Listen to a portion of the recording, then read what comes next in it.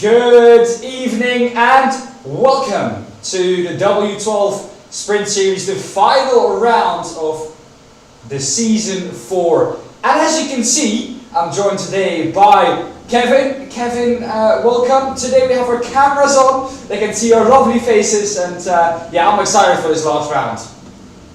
Yeah, it should be a good one. It's been 11 weeks so far of great racing action, and I'm really, as we said last time round, one happy and one sad eye looking towards this final round here in the W12 Sprint Series, because of course we're gonna have a great finish, a great last round, but of course this will be the end of Season 4, so looking forward to it. It should be a good one. Yeah, well, you might ask us, why do we have the cameras on and stuff like that? Well, we can tell you because it's the final round. And we want to make this a special one, of course, the last round, as so many, the schedule is going to be the same. The only thing that is going to be different from today to other weeks is that in both servers, no matter what is going to happen, we will have a standing start. So we will not have a rolling start in server 2, like we would usually have with the GT3s or GT4s. So we will have a standing start in both servers. You might ask me now, well Dan, how did we get to this last round of the season? Well, I have it all written down here, as you guys can see. So I'm going to quickly go over it. I'm only going to go over the winners and the pole sitters from every server. Otherwise, we would be here for quite a long time. Before I do that, Kevin, a question. Tonight, of course, the last one.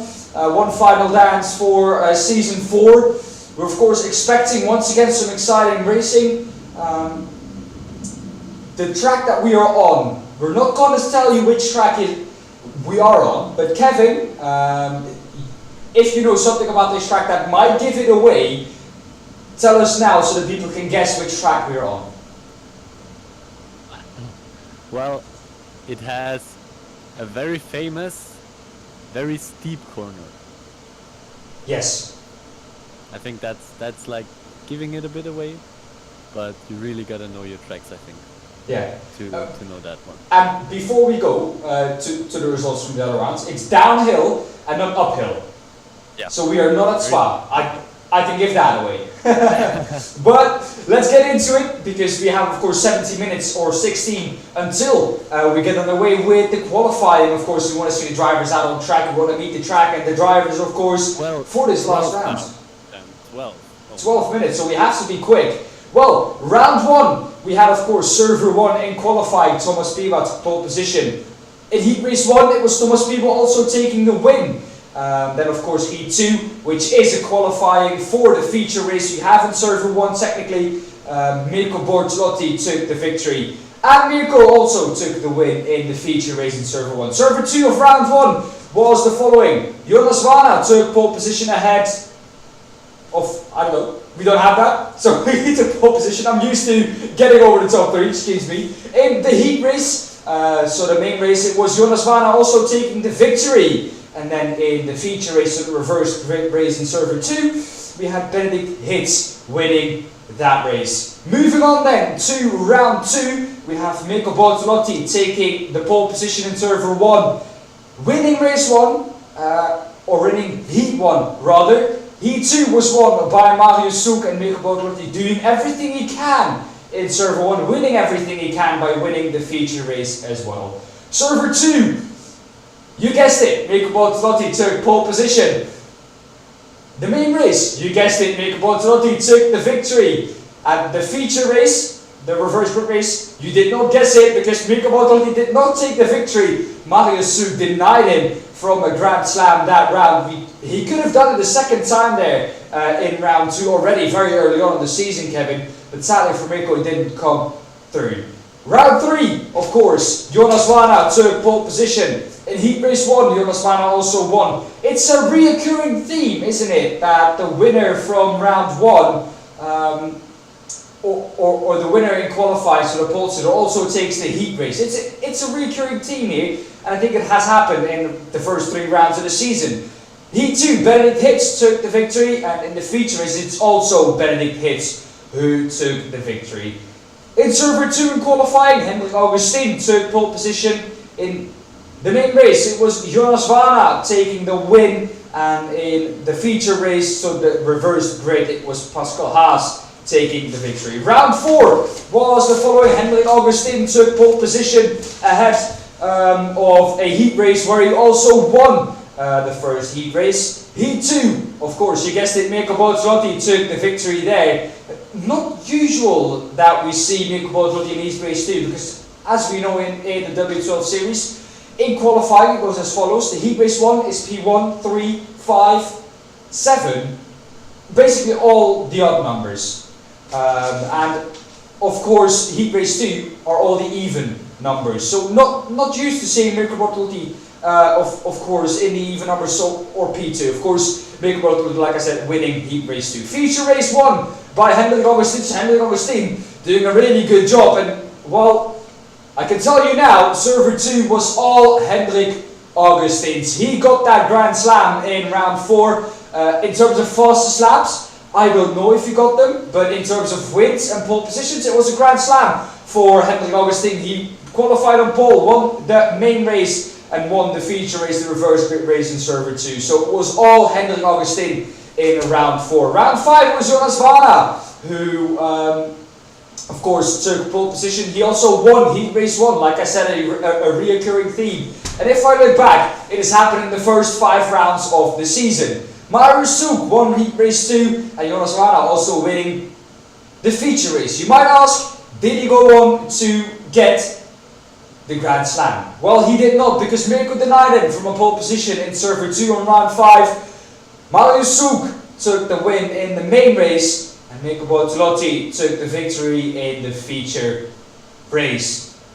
The last round we're going to do now, because we have a race to commentate on in a few seconds as well, and we will tell you all the other rounds during the draw, so we have something to talk about there as well. Niels Raveld took pole position in round 6, won heat race 1. Heat race 2 was for Jonas Vana, and Niels Raveld also won the feature race. So the first 6 rounds, Kevin, no one else has won in heat race 1 than the pole sitter.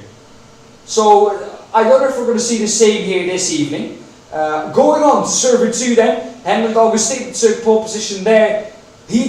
Well, the main race wasn't for Hendrik Augustin, it was for Maximilian Paul, we haven't heard him win yet in the first 6 rounds. He took his first victory of those 6 rounds. Then, of course, in the feature race, Patrick Hen took the victory there. Wow, Kev, there is a lot to go over, I have to say. Let's see which track we are on at the moment. We're going to do that by still having us two on the screen, but you can see very clearly we're on WeatherTech Raceway Laguna Seca. Well, Kevin, it's a track that we all know, and tell us something about the track. Well, located in the USA, of course, WeatherTech Raceway Laguna Seca. I remember it still as Mazda Raceway Laguna Seca. I do as well. Old racing games and whatever.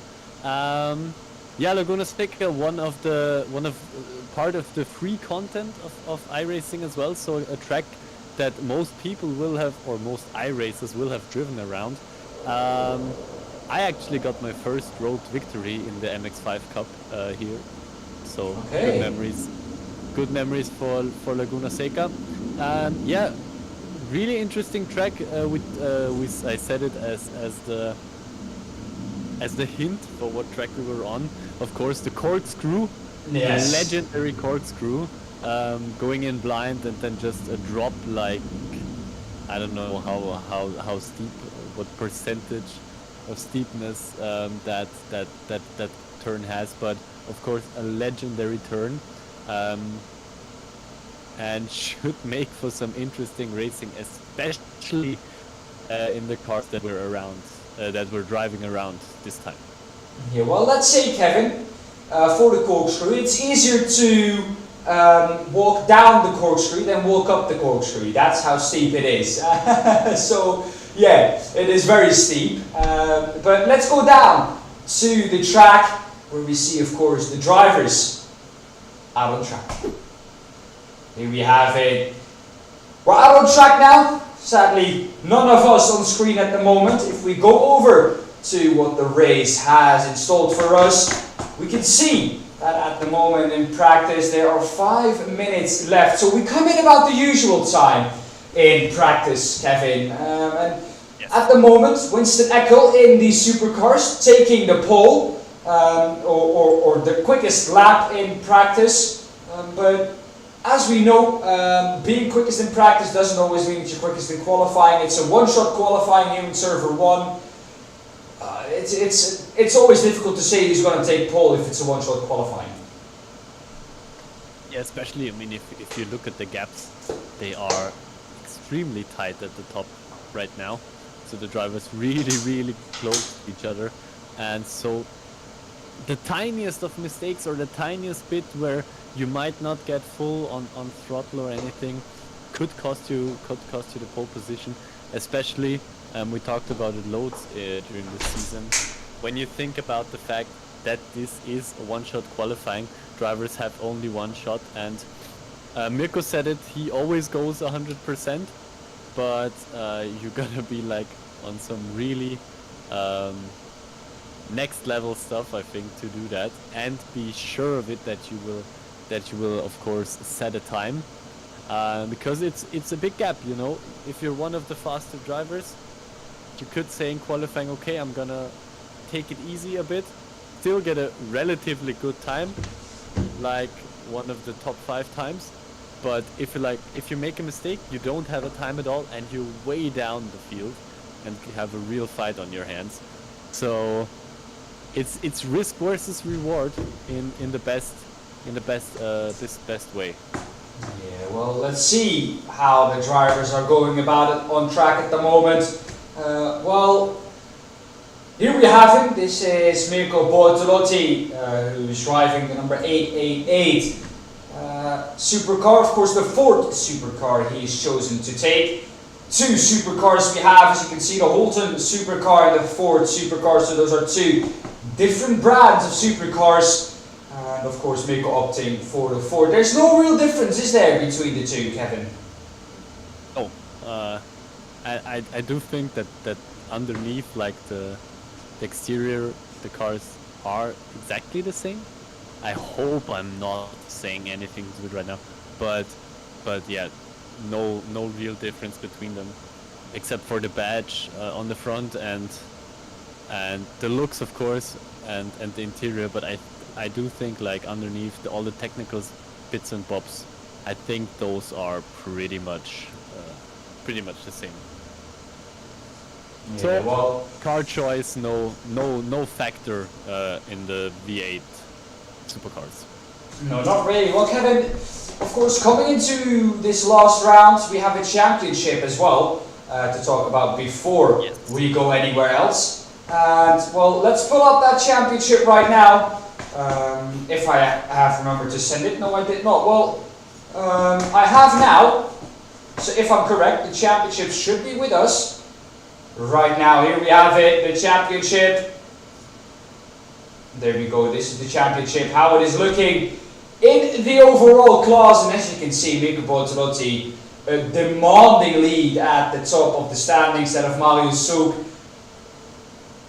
I think, if I'm looking at this correctly here, Kevin, Mirko Bortolotti has already won the championship. Yeah, so we calculated this through. Should be no chance for Marius Zug to catch up to Mirko Bortolotti in this final round.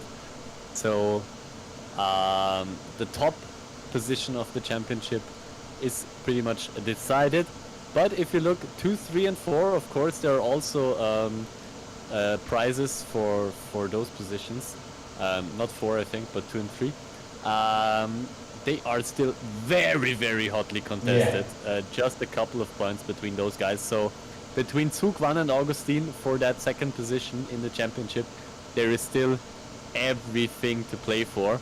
and I'm trying to keep track of the points so we can announce as soon as something is done and dusted. I hope we can announce it. I'm trying my best to keep up with the scores. Yeah, well, continuing in the championship at P5, Benedict hits a little bit of a drop from Hendrik Augustin. He is on 286 points. 6 points behind that only is Niels Langeveld. He really kicked into gear at the end of the season, really, the last 2-3 rounds. So that's really when he has been, on this top form. Martin Stadtmann is in 7th on 273 points, so all to play for there. Also all to play for Thomas Pima there. He could still get up as high as 5th, of course. A little bit of a drop down again to Benjamin Moses. So as you can see, a lot of groups really in this championship. The only odd one out, Benjamin Moser, he has a lot of points, or he is about 40 points behind Pima, but also about 50 points ahead of Pascal Haas. So he's almost settled for that 9th place. Don't get me wrong, he could climb up the order, he could fall down the order, but he's really settled there at that 9th place. He's looking good for a 9th position in the championship. Pascal Haas in 10 on 170 points, coming in 11th is Mark Buckman on 152 points. In the background you can see we've gone into qualifying. Hugo Zasse in 12th, and Marco Zaila. They are all to play for there with Buckman, Zasse, Zaila, Rambo, Hega, literally down to P19 to Patrick Hen, all to play for there, and they can all still take P11. Josh Files down in P20 on 87 points. We're quickly going to scroll through them all because we're not going to go over them all because we would be here until the end of qualifying. You can pause the stream, of course, if you want to see where your favorite driver is. This is how it is looking at the moment. Well then, let's go over to the silver class. Here we have the silver class. Let's go back on top.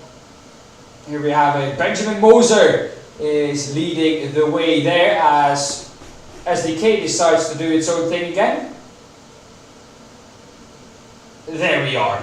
Benjamin Moser on 159 points, and a Florian Becker in 2nd on 110 points. So Benjamin Moser looking close to winning that championship already.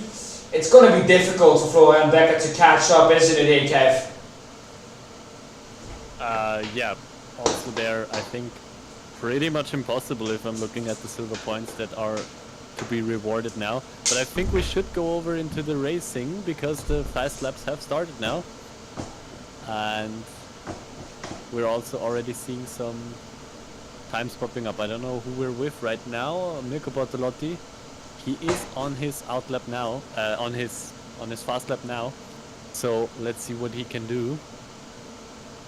He has not been the fastest in the practice session. I think that went to Daniel Sommer, if I'm not mistaken, in the end there. So we'll see how he performs in qualifying. Look at that great car control there from Mirko Bortolotti, now coming up to the difficult corkscrew. We've got the first times pouring in now. Thomas Bieber, Hugo Zasse, Ugekersen, all posting some very, very good times. Hugo Ekersen, really good time from him, manages to keep it ahead of everybody who is across the line right now.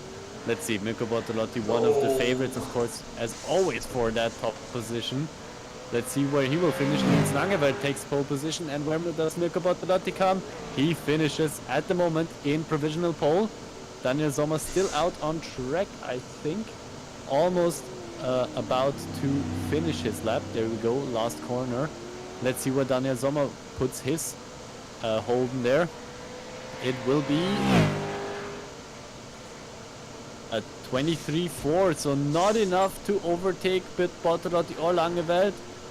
And now we're on board, or not on board, we're watching Jan Linz coming across the line. And that is P17 for Jan Linz. Only one driver, I think, out on track now. Josh Files, but he has already posted a lap time. Oh yeah, Josh Files. Oh well, he hasn't, but that could be because of an off track, if I'm not correct. Yeah, I don't think this is his fast already lap. on lap. Let's see. No, it should not be. From the lap counter, he's already like on a second lap, so it's probably not gonna count. But let's watch him anyway. Across the line, no, he's already set a lap time. Jan Lins also continuing. This is just practice that these drivers are doing, I think, Kevin. Just getting ready for the heat races and trying to be as ready as possible. But that is it. That is qualifying. No, not at all. This is qualifying. Let's see. Going on to the grid then. Here we have him. Mikko Bozzolotti will start in pole position. And Daniel Zoma, of course, good qualifying once again for Mikko Bozzolotti. Clement Schmid in third. Ben Green in fourth. Fifth, Thomas Piba. Patrick Hen in sixth. Jens Fiedler seventh. Martin Stadtman 8. 9, Jan Lins. 10th, Robert Hega. Winston Eckel in 11th. And 12th, Florian Stadtman. And then we have one more driver on the grid, that is Markus Deutsch. A lot of drivers actually, Kevin, not setting any lap times here, which does confuse me. Is that because of off tracks maybe? Well, that's definitely my line of thinking there. We're just gonna quickly have a look at something, but yeah, I mean it is a difficult track. In chat they say there is a commentator who comments from the toilet. One of us maybe with not the greatest. I hope it's not me. Well, it won't be you, Kevin, or is it Ben? Well, it won't be you. It'll probably be me, but that's because my room is just very echoey. That's why. But here we go. The 5 red lights are going to come on. We have 1, 2, 3, 4, 5. And we're green. Mikko Bozzolotti with a very good start. Everyone behind that getting away cleanly as well. Here we go, Mikko Bozzolotti to turn 1 already with quite a big lead in, Kevin. And there we go. Into turn 1, Mikko Bozzolotti has cleared everyone. Ben Green is fending off Patrick Hen. Patrick Hen is pushed to the outside by Ben Green.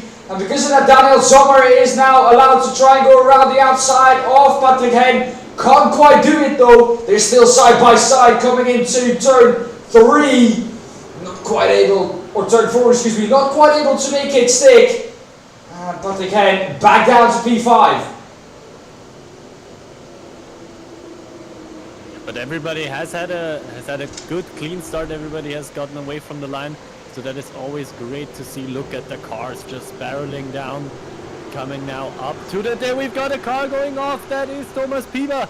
He's taken it a bit too wide there, and the gravel does not take any prisoners. Just pulls him out of the track, and he's dropping down to last position there.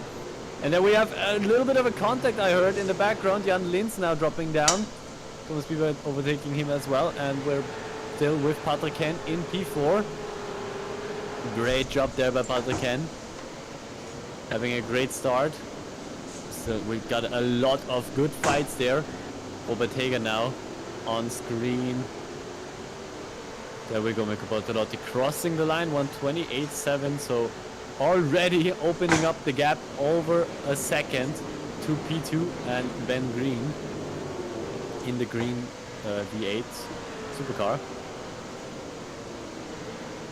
And Jens Fiedler there fighting with Robert Heger for that position.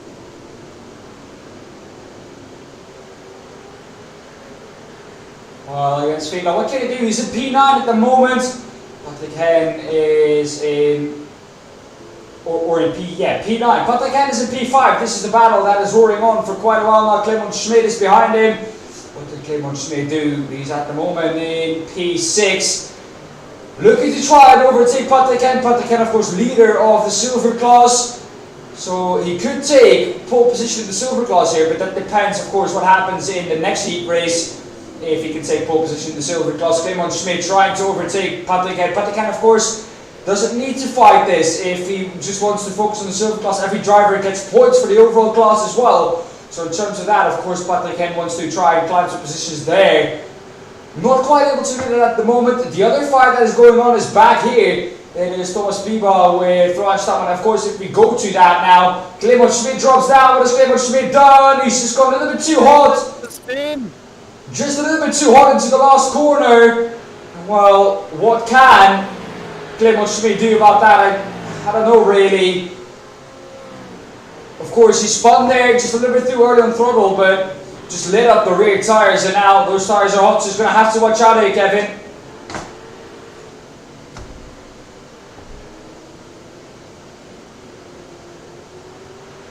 Always a difficult job nursing overheated tires around the track. You can see him sliding around still in the background a bit there.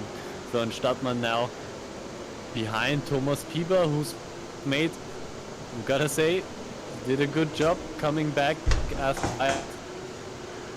up into P8 once again after being in P3. Florian Stammmann now having to defend from Jens Fiedler right behind him, but not close enough for an attack down the corkscrew. I think Pieper went off track there as well, and now Stammmann lost his rear wing and whole rear boot lid.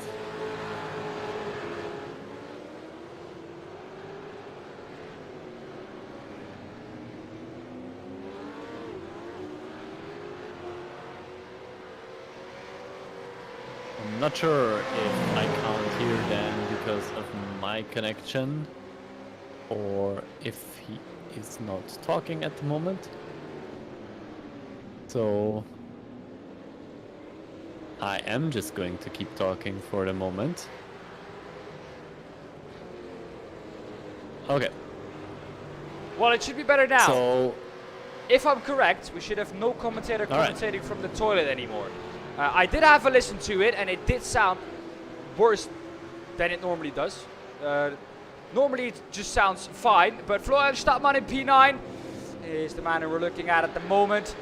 And he's in fierce battle with Thomas Pieper. Clement Schmidt, of course, after that spin, tried to make his way through the field as well. But Florian Stammmann doesn't have a rear wing anymore. We, of course, saw that. And Kevin, oh, this is very close. Florian Stammmann losing another position now to probably Jens Fiedler. There's a little bit of a touch between the two in the corkscrew. That's going to unsettle Jens Fiedler a little bit. Wow. Did not expect that, but he's able to hold up without a rear wing here.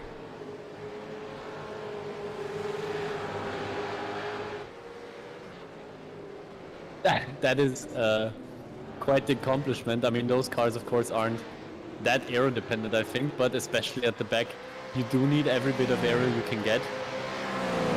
So great job at the moment from Florian Stammmann, keeping a hold of that 8th position. Jens Fiedler trying everything to get past Thomas Pieper, of course, also dropped that back down those 2 positions. Clement Schmidt, after his spin, getting back past them and up into 7th.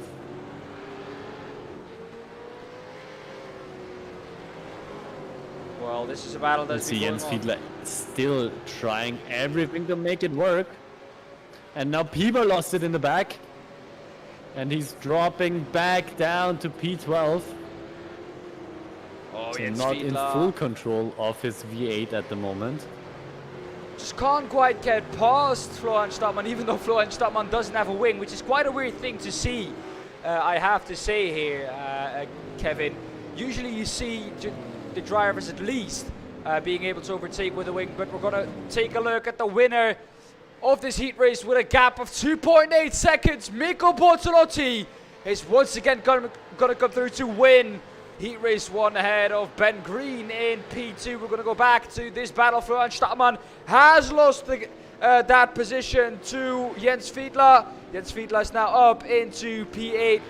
And you can see how far Florian Stammmann is now immediately dropping down a little bit further back. Though Thomas Pieper is going to be run down to the line with Markus Deutsch. Markus Deutsch, though, leaves Thomas Pieper and lifts off a bit, it seems like, or just got a bad exit. But Markus Deutsch, now the man in P12. Patrick Henn is the one at the moment in P13. He seems to be struggling, but that was it. That was the result, and we're immediately going to go onto the grid for race 2. Off you go, Kevin.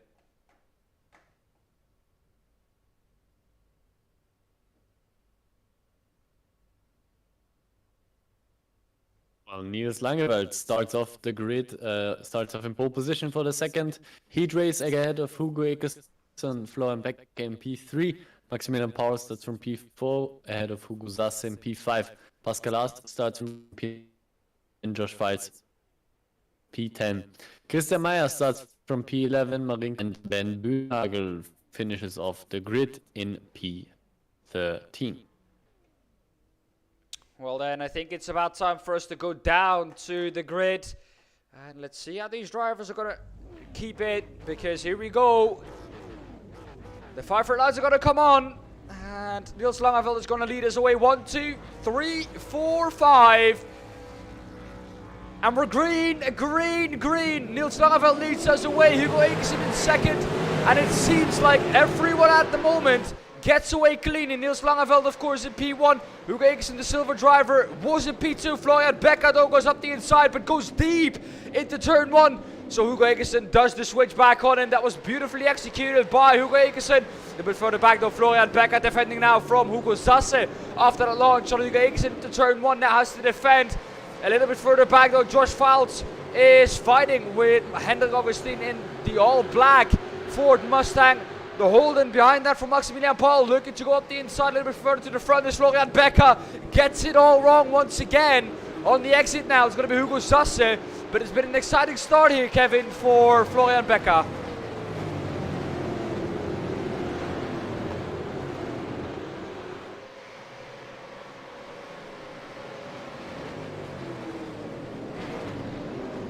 Yeah, he's had a good start there as well, managed to keep his position for the moment. Oh, and there he locks his front brakes and just goes down the corkscrew, dropping down the positions. Commentators curse. In full effect there once again from Becker, dropping Round he down goes again! losing 5. Round he goes again, there's a big hit! And we've got another spin! Oh, and there's the contact! Wow. Well, Ben Bühnagel, Stefano Pellegrino, Julien there. Rambo, Florian Becker, all involved in it. And Ben Bühnagel on the track at the moment, but he's going to reset back to pit lane. That's a big incident in this heat race. Off the track as well is Josh Files. And, well, that's not what you want to see. Pascal Haas at the moment is the one who is in, well, a lofty P6 at the moment. Maximilian Paul in P5, behind Hendrik Augustin in the all-black Ford Mustang. Niels Langeveld at the front of the field, though, a second of a gap over Hugo Ekeson. And Hugo Ekeson is at the moment trying to close that gap down. Hugo Sasse in P3. Not quite what you want to see here, I think, from Niels Langeveld. Or I have to phrase that differently. This is what we're used to see from Niels Langeveld, but we're not used to seeing him make those mistakes that he just did into the corkscrew. Niels Langeveld, a little bit of an off, and Hugo Ekeson able to catch up. Hugo Sasse, though, pressurizing Hugo now, maybe into a mistake. I know Hugo, though, if he can get a good result here in this heat race, he will be very happy. Of course, has done this multiple times. Off in the background, there's Maximilian Paul as well. It's now going to be a drag race to the line. There's contact between the two in the straight line, and they're both off. There's the contact! Wow. I did not expect that to happen in a straight line. They're blocking the straight at the moment. Luckily, no one was coming through, but a lot of touching going on here in this heat race, and this is usually something we start to see in the feature race, but here in the heat race it's all heating up, and Niels Langeveld is now allowed a gap of 8 tenths, but it's only the 3 at the front. Hendrik Augustin and Marinko Yardanovsky, who really has stayed clean. Christian Meyer now in P6. The biggest gainer of all of this is Marinko Yardanovsky, and the biggest loser of all of this is Florian Becker now in pit lane. He's lost 10 positions, and Marinko Yardanovsky gained 7. So a good heat race. Well, redeeming himself from qualifying is Marinko Yardanovsky here at the moment, Kev.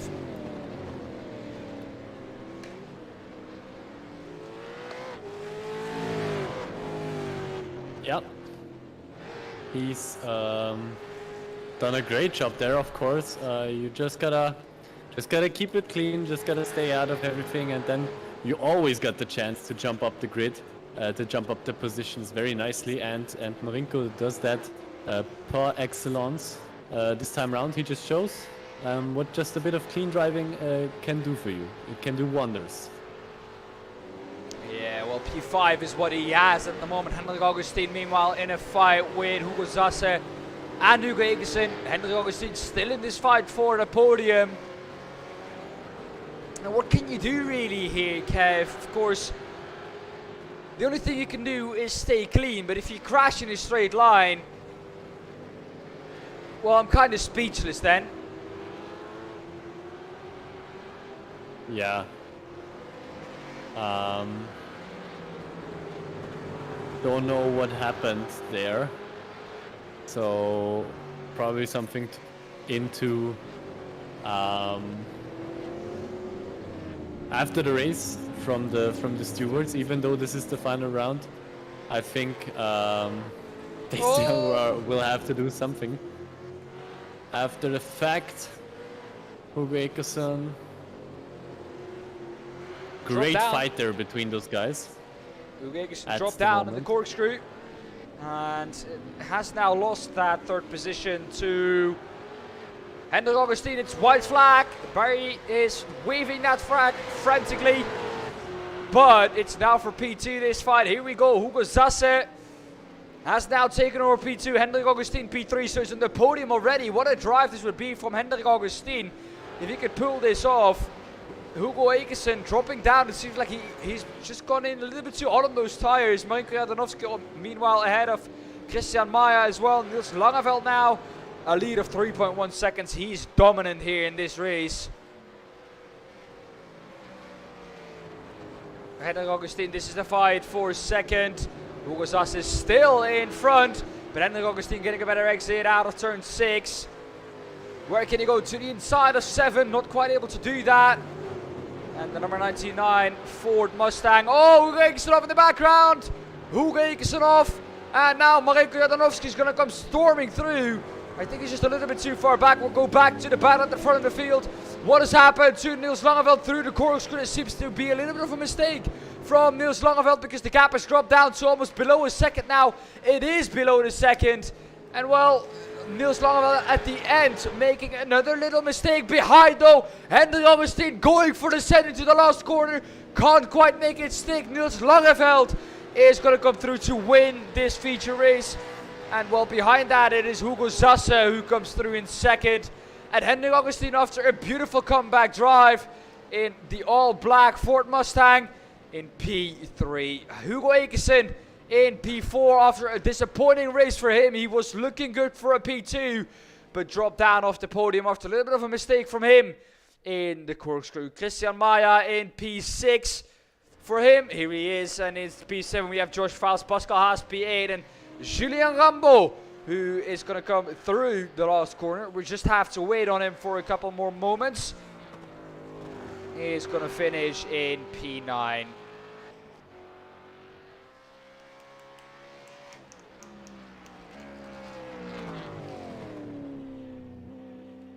Well, Kev, I think a good first couple of heat races, but what do you think we can take away from this going into the feature race?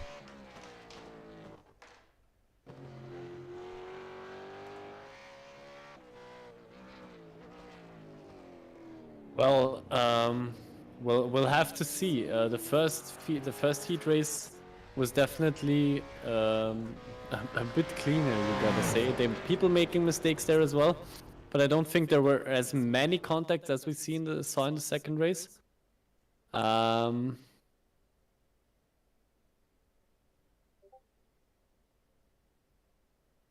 We'll see. I'm excited to see what the drivers can do in the feature race. Yeah, well, of course, the feature race, it's going to be difficult when we have a warm-up before that. So the warm-up is going to be very important to the drivers. Kevin, of course, a lot of crashing going on in Heat Race 2. I hope we won't see the same for the feature race.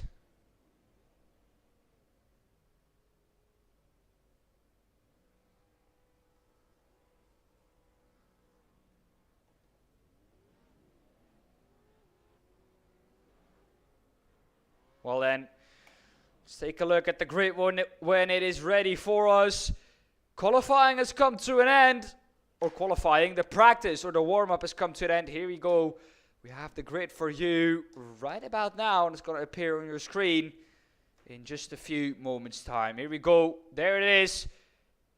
The grid now going to appear on your screen. Mikko Bototti going to take pole position ahead of Niels Langeveld in P2, Ben Green P3, Hugo Zasse P4, Daniel Zoma P5, Hendrik Augustin P6, Martin Stadtmann P7, Hugo Ekesen P8, P9 for Winston Eckel, P10 for Marinko Jadanovski, and P11 for Robert Hega, P12 for Christian Maya, 13 Clement Schmidt, Josh Falzen P14, Jens Fiedler P15, Pascal Hazen P16, P17 for Florian Stadtmann, P18 for Julien Rambo, Jan Linsen P19, Stefano Pellegrino P20, Thomas Pierman P21, Ben Bunager P22, P23 for Marcus Deutsch, and P24 for Maximilian Paul, Patrick Henne P25, and Florian Becker rounding off the grid in P26.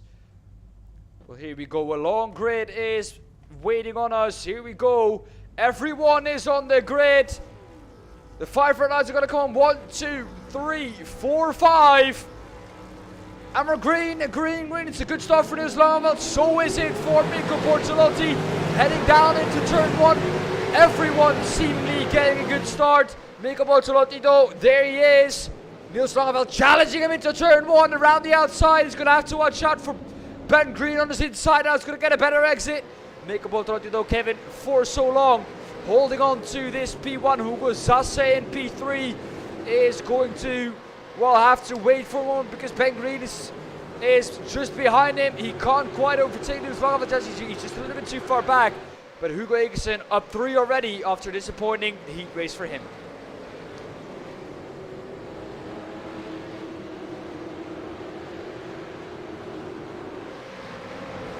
Well, it seems like we've lost Kevin for a moment. Going then into this last race, Mikko Bortolotti is the one in first, keeping it first at the moment. And as we know, Mikko Bortolotti very quick. Kevin having some technical issues once again with his internet. It's been playing up a couple of times, and it's of course nothing that Kevin can do anything about. Mikko Bortolotti though is leading this one by half a second already, challenged by his teammate Niels Langeveld. Hugo Zasse in P3 a little bit further back in the field. Here we have Josh Falz trying to overtake Martin Stadtmann. A little bit further up the road though, Hendrik Augustin in the full black.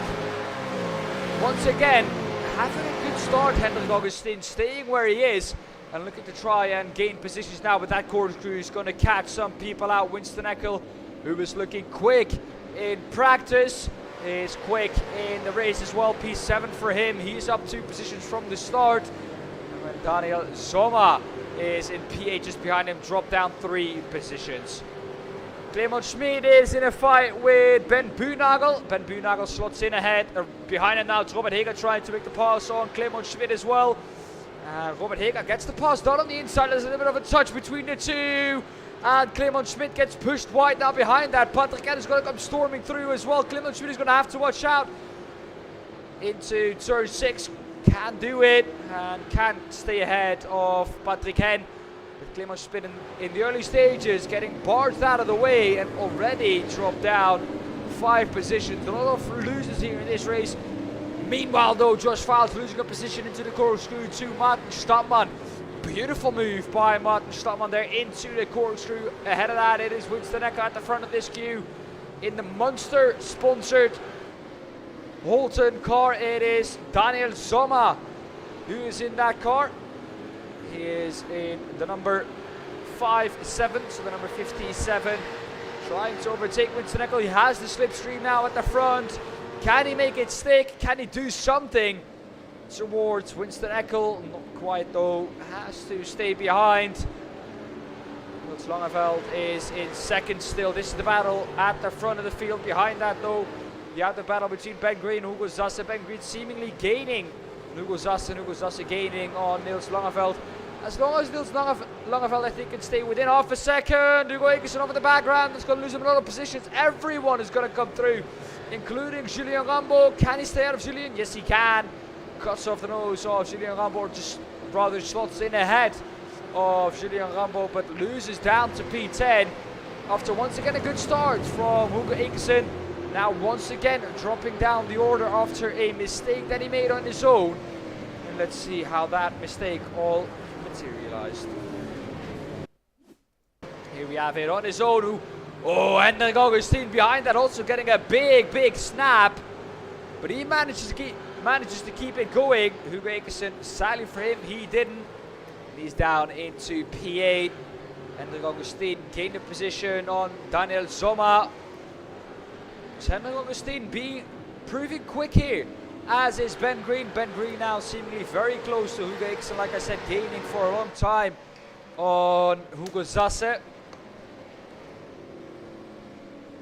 Could this finally be the moment that Hugo Zasse can make that move? Or Ben Green can make the move on Hugo Zasse.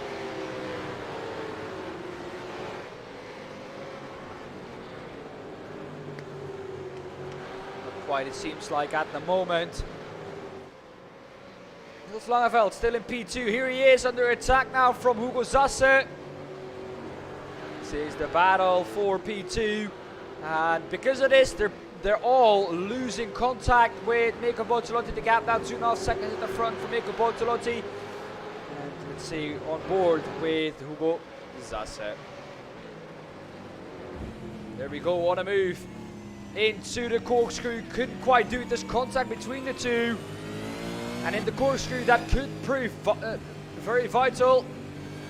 As I think we have Kevin back with us. Kevin, the race so far is going well.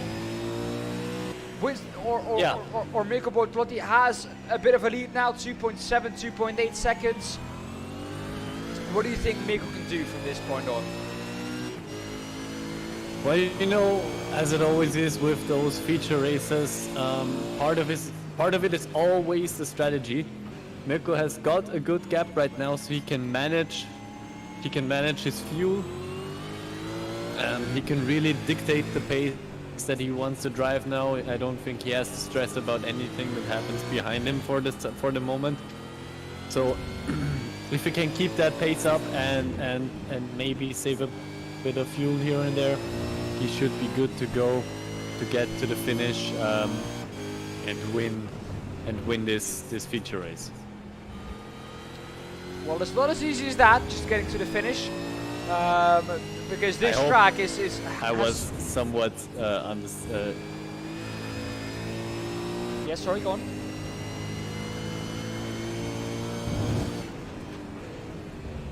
Okay, we are that far apart still. Okay, good to know.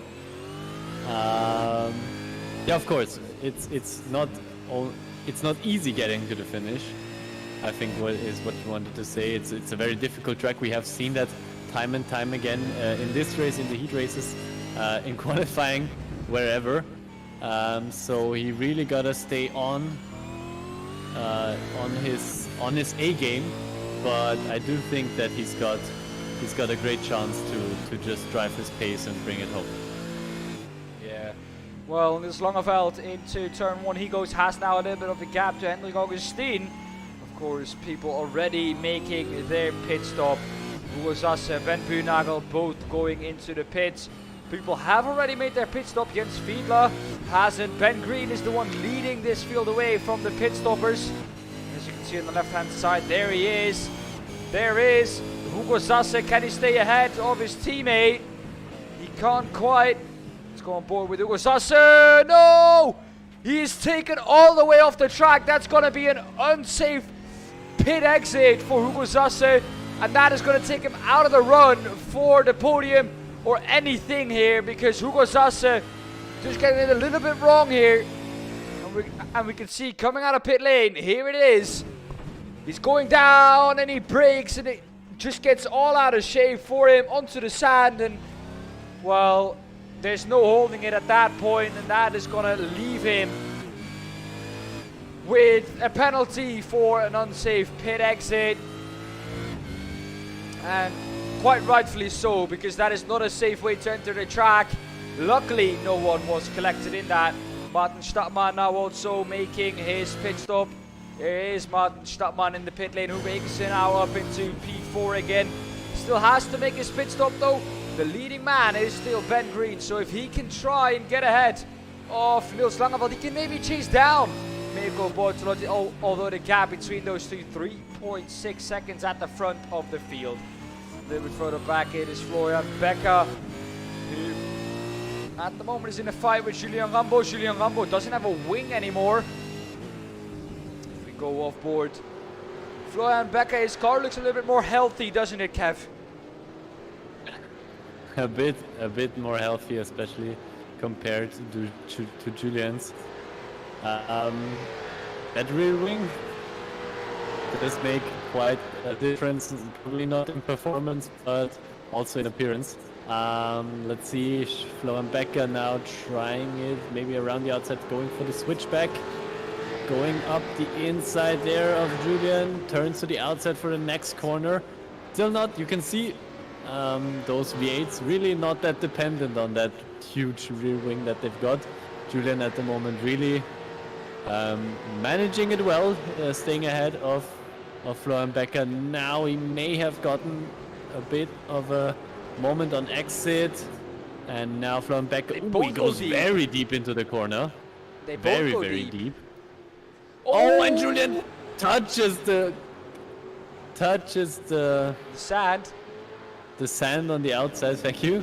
And now he's lost it, I think, to Florian. Just a bit too wide there, and yeah, cost him a lot of speed there. It did. Well, it seems like everything is good now. We're not like 5 seconds behind each other anymore, Kevin. But making a pit stop now, a lot of people, almost everyone making that pit stop. Mirko Bortolotti already made his pit stop. He's come out ahead of Niels Langeveld.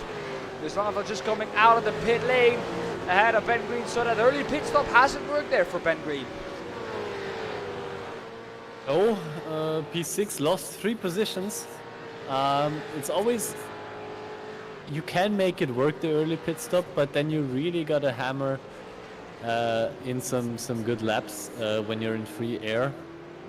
Doesn't look like Ben Green was really able to do it. I mean, how far is he now behind Mirko? 4.3 seconds around, 4.4. So yeah, still a bit of a gap there.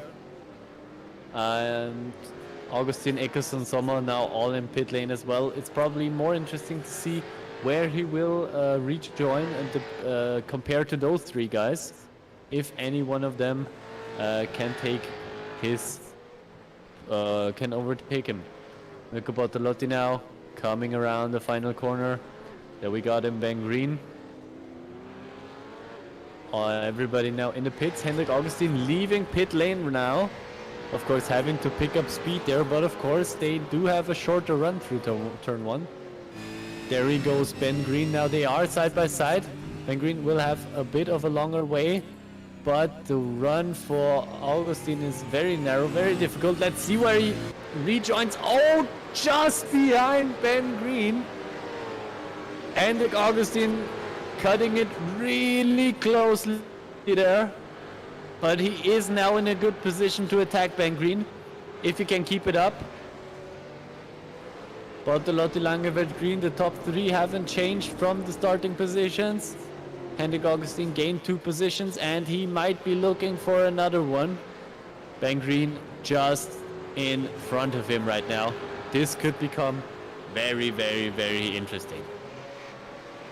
Yeah, well, Hendrik Augustin in P4. Ben Green, the one now in P3. Everyone has made his pit stop.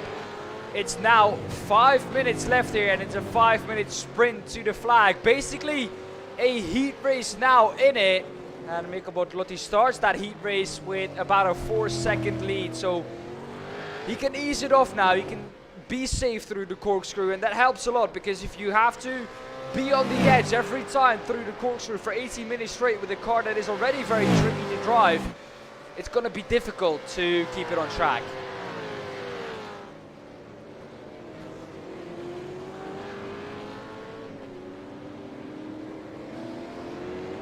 Yeah, definitely, but he looks very much in control. Mirko is a big fan of the V8s from what I know. So a car he has driven quite a lot of times in his iRacing career, I think. He's young of it, but also he looks very, very calm and collected right now. And with seeing that Ben Green and Hendrik Augustin behind him are probably going to start fighting sooner or later, I do think Niels is in a good position to stay in that P2 if he himself manages to keep it clean. Yeah, of course. Well, Mikko Bortolotti has opened up that gap to about 5 seconds now. Kevin, I think Mikko Bortolotti is almost safe now, even if he is a second slower a lap. A little bit further back though, someone who isn't safe is Winston Eckel. He has Daniel Sommer behind him for a battle. Pascal Haas also dropping down. This is the battle for P10, 11 and 9. This is quite an interesting one here. Couldn't quite make that pass stick.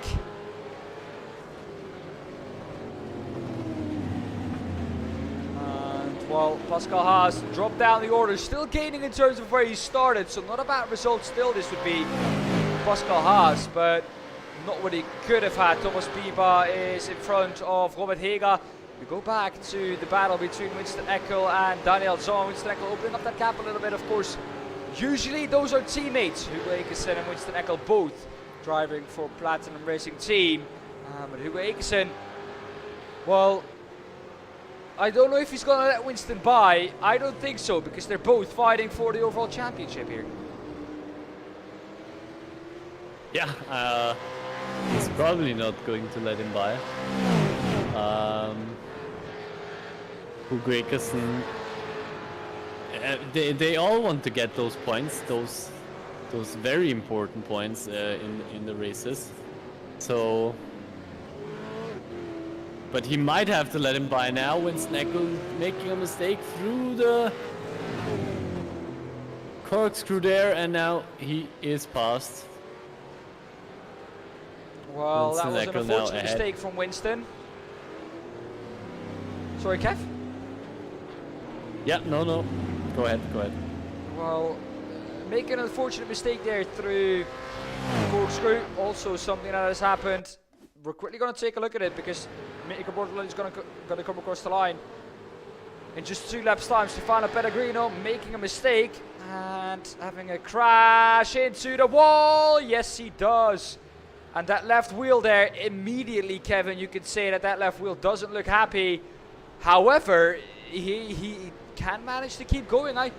When I saw that left wheel quite quickly, I was like, well, he's done. But he isn't. Julian Rambo has crashed as well. It depends if he just stops on track or just resets back to pit lane. No, he doesn't. Has another crack at a spin. And he resets back to pit lane. Thomas Biba also has had another shot at it. Into the corkscrew. This is going to be, I feel. Yes, it is. There we go. Oh, he's going to keep it. No, he's not. Exit. Ay. Well, easy to do, isn't it, Kev? Yeah, those V8s, they do punish you if you just have the slightest mistake on throttle. They just throw you out. They just say, nope, not doing that one, and that's it. So you gotta be really careful on the gas pedal and on the brakes as well. Those are just so sensitive cars, you gotta say, that every input must be really well thought through and really delicate. Yeah, well, Mikko Bortolotti, he's on the last lap right now, I feel. Lap times here about 1 minute 23. It's going to be close, though. Winston Eckel already coming down to the corkscrew. In just a moment, he's going to go uphill now. Oh, that was all on edge. Mikko Bortolotti, it doesn't matter where he is, how much ahead he is. He's always going 100%. He could have easily crashed there. He has a gap of 6 seconds. The race is done after this lap. He's going to finish it this time round. Why would you push this hard, Kevin? It amazes me all the time. There's just, he knows no 99%. It's always 100% with Mikko Bortolotti. but it's gonna pay off in the end. Mika Bortolotti through the last corner, has a straight to go now, and Mika Bortolotti wins once again here in the W12 series. Took pole, took the victory in Heat Race 1 and takes the victory in the feature race ahead of Niels Langeveld, who took the victory in Heat Race 2. Chased very closely though by Ben Green.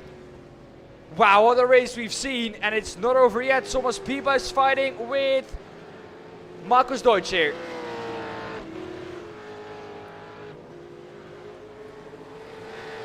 Oh no, Thomas Piba gets passed by Markus Deutsch.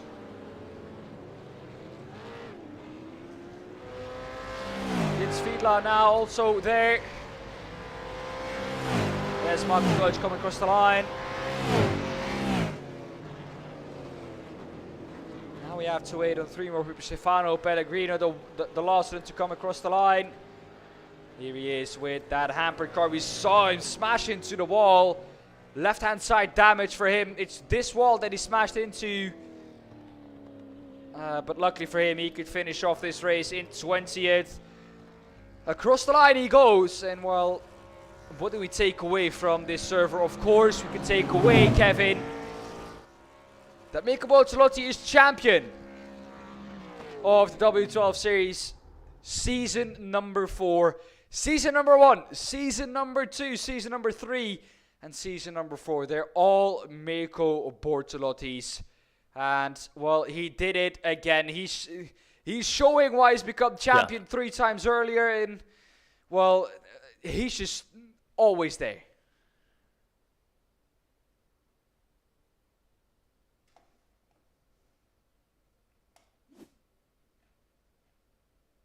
Yeah, he's always up there. Can't really do much about him. Trying to get the final positions here from the other finishers, especially in silver class. So I can update you on the standings there, how it all looks. Just give me a couple of seconds, Dan. Meanwhile, you can entertain the people. Yes, well, here is the silver class. Hugo Ekersen wins in the silver class this race ahead of Jan Lins. Patrick Hen in P3, Florian Stadtmann in P4, Florian Becker P5.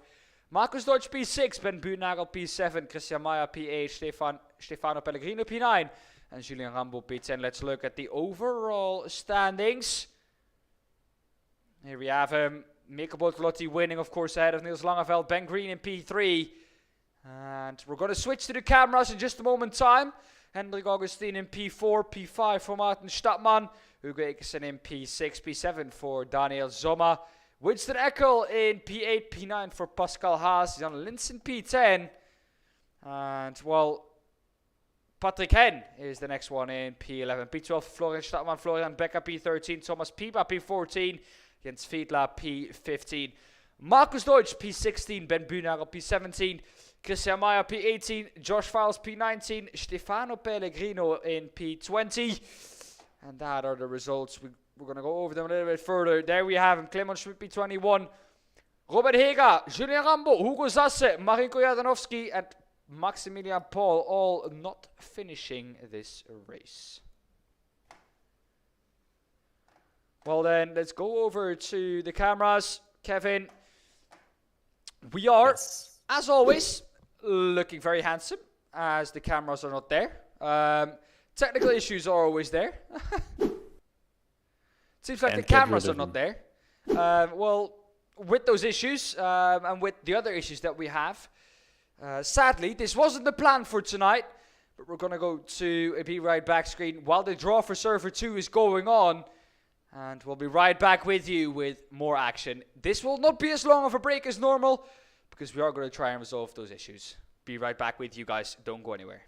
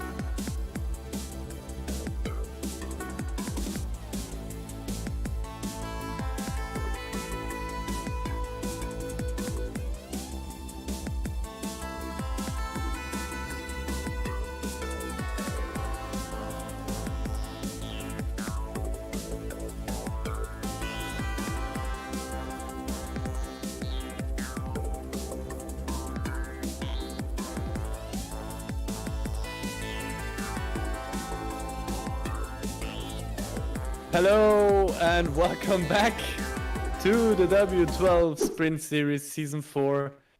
This is it. This is the final server. And, well, what a combination, I think. What better combination to go out than the one we've got in the second server this time round. I think you can see it on screen. Anyways, already. You can see it on screen.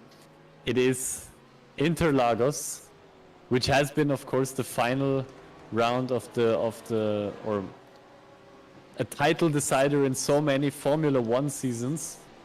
Always a classic to go back here.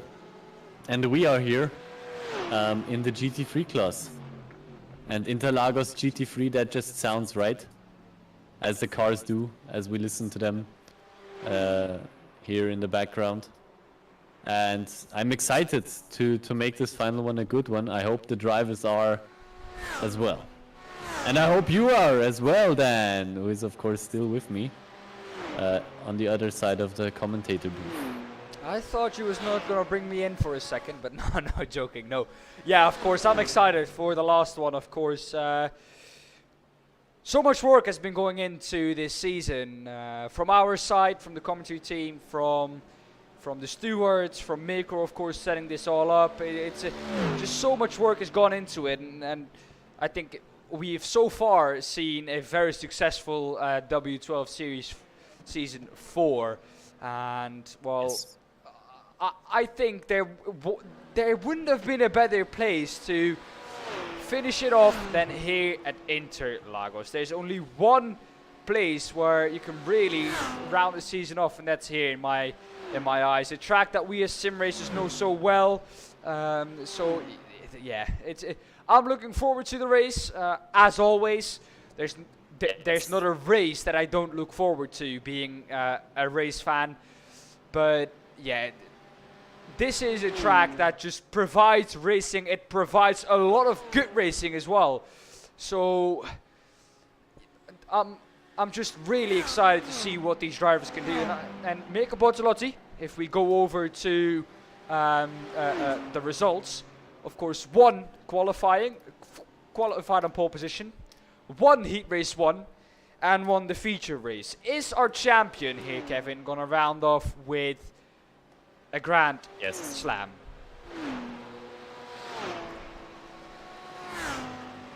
Well, he's probably trying his best. At the moment, doesn't look that great for him in the practice session. He is only in P3 at the moment. 2/10 behind the fastest man on track right now, Martin Stadtmann.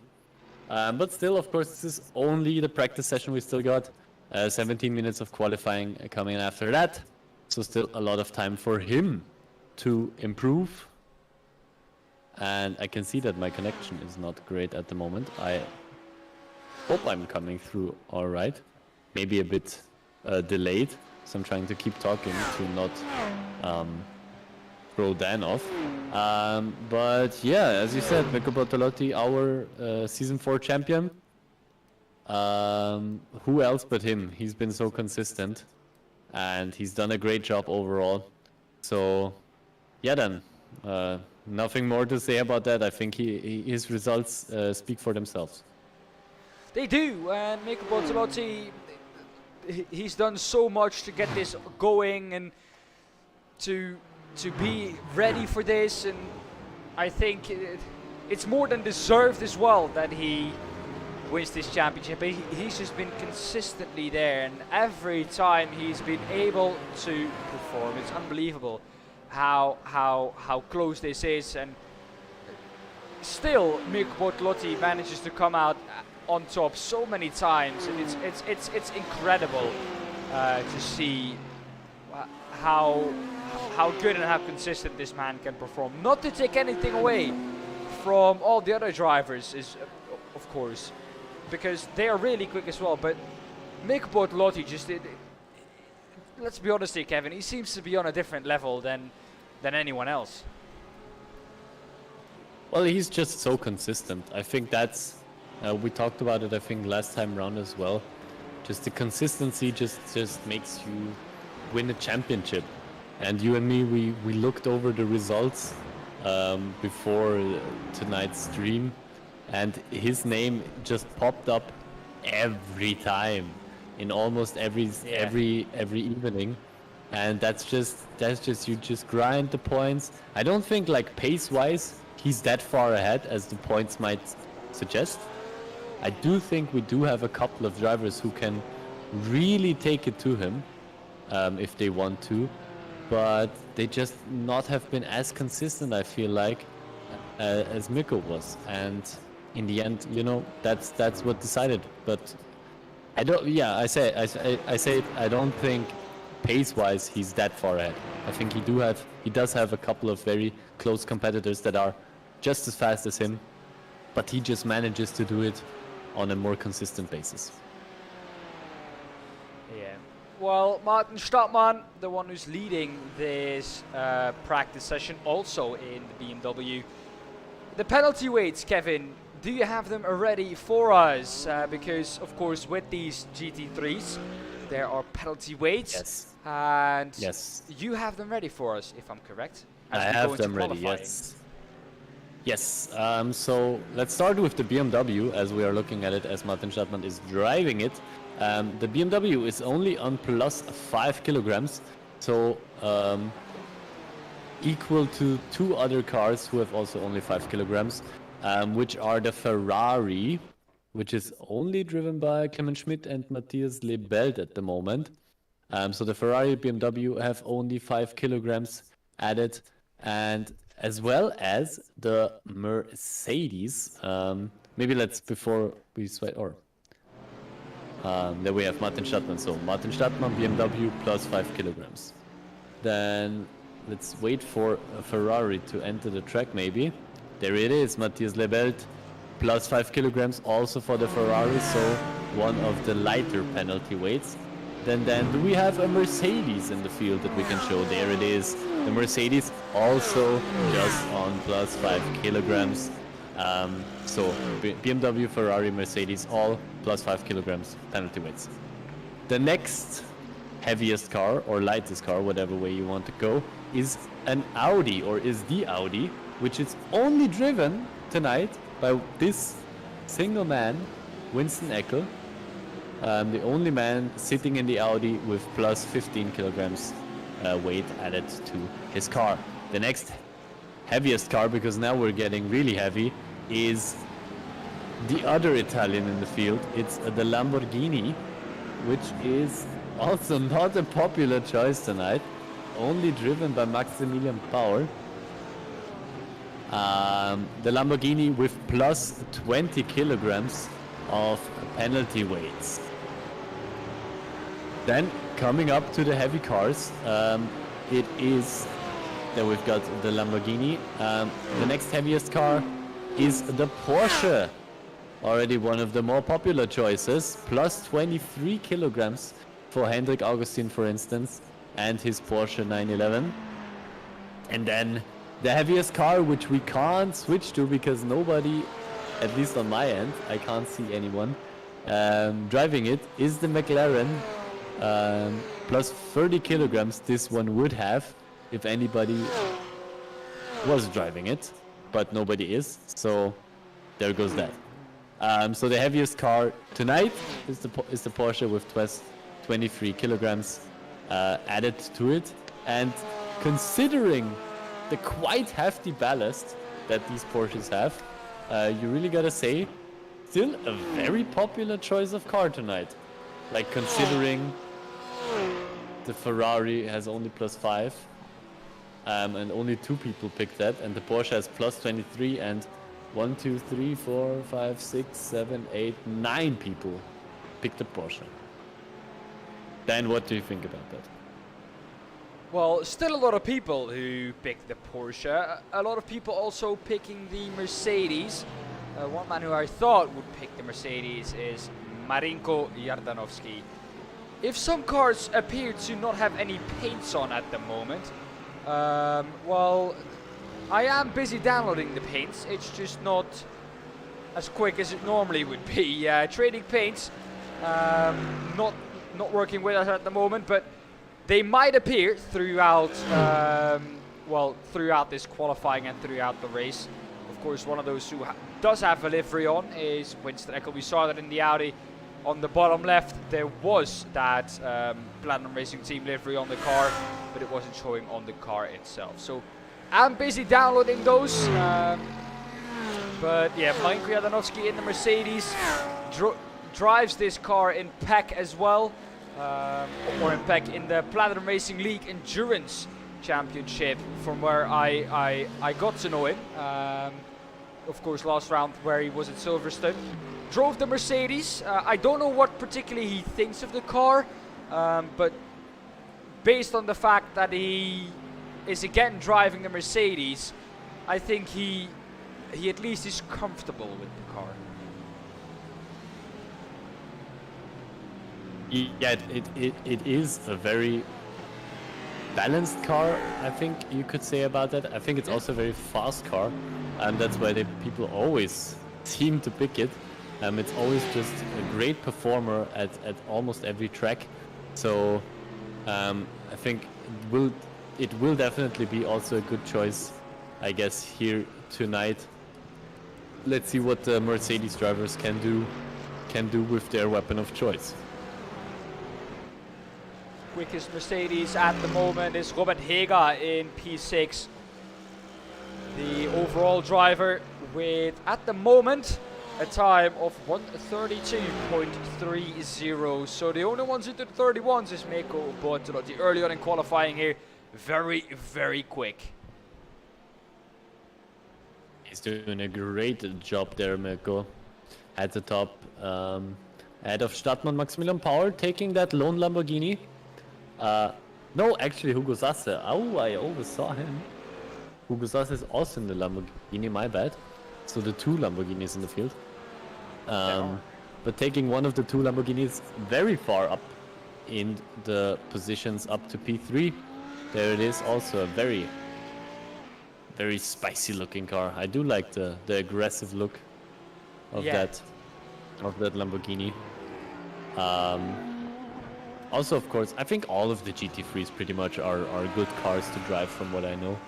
I heard that the McLaren is the most difficult after the new update, but has always been my favorite, at least, the McLaren. So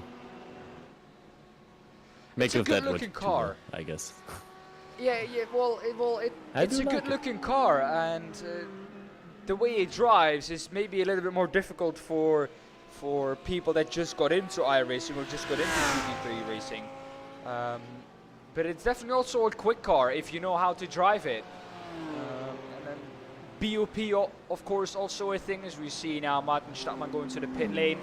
Maximilian Paul on the new lap. Winston Eckel in the Audi, jumping up into P4. We both know here that, well, Audi, Lamborghini, they're basically the same, aren't they? Well, I do think that in iRacing they do differ in the driving styles.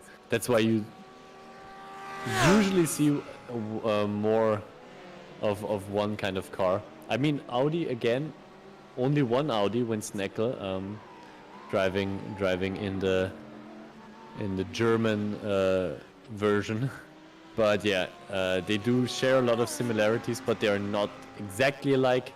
But yeah, we all know the VW group owns, of course, both Audi and Lamborghini, and with the street cars, I think it's a lot more that those cars have in common. Not so much with the GT3s, I think. Well, we have Robert Hega, the quickest Mercedes at the moment, and that car only up in ninth.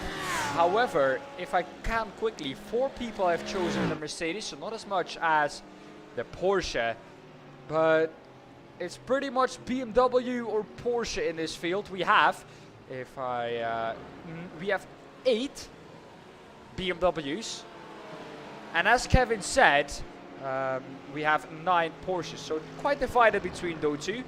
But the other cars, of course, 1 Audi, 2 Lamborghinis, 2 Ferraris and 4 Mercedes. Oh, that is not what you want on your lap there. A Lamborghini off on the inside. That has gone off, of course. Robert Hager, excuse me, on his quickest lap. Robert Hager, however, still improving, as you can see, in sector 2, 3, and 4. Sector 5, however, though, that is probably not going to be an improvement after that off. But let's see if it's enough for him to improve. Oh, he pulls off to the side and probably goes again. Let's see. Jumping over to Thomas Pieper or Mirko Bortolotti. Right now, our leader, pole position. Then we got Martin Stadtmann just right behind him.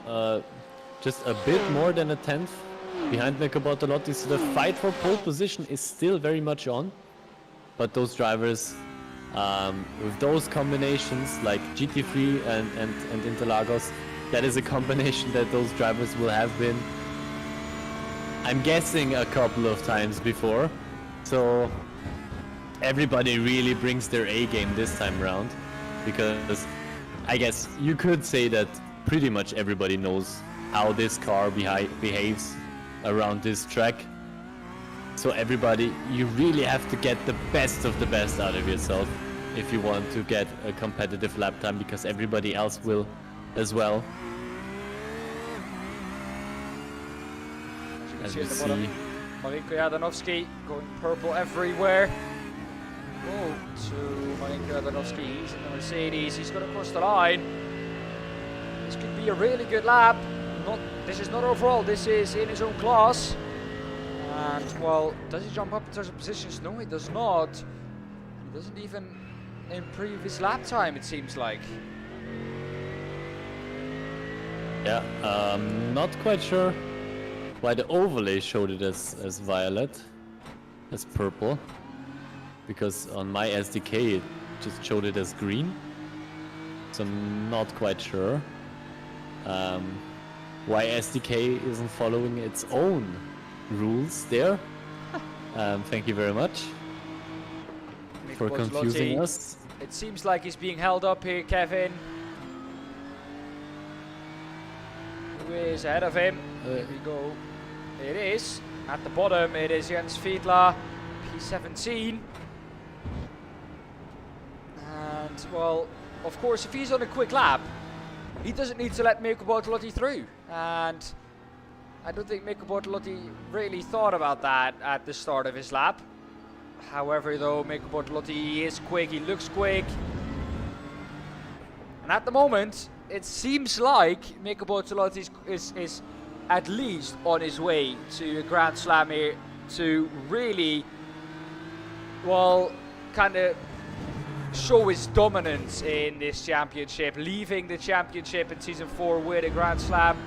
Maybe now the slipstream is going to be there for Mirko Bortolotti. He's going to lift off, so he's going to go for it another time. Or into the pit lane he goes. Yes, into the pit lane, there we go. Martin Stadtmann follows him in. Patrick Hen. The top 3, all BMWs at the moment here, Kev, so it seems like one car is definitely the quicker.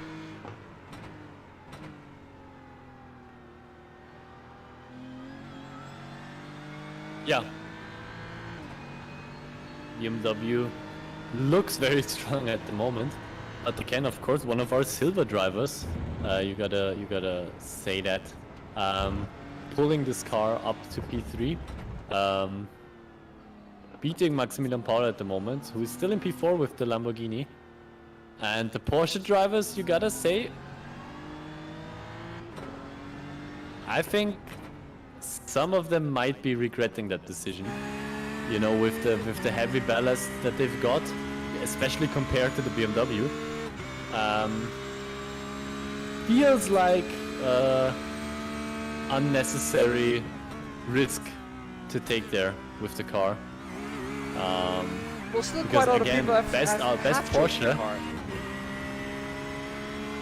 Yeah, that's what I'm saying. I mean, it's still a very popular car, but the best Porsche is in P8, and we do have drivers like Hendrik Augustin, Thomas Pieper, Nils Langeveld in those Porsches. And those guys are always good for a fight at the top, and they can't even drag it into the top 5. So you really gotta think, was that the correct choice this time around? I really don't think so for the moment. Doesn't seem like it.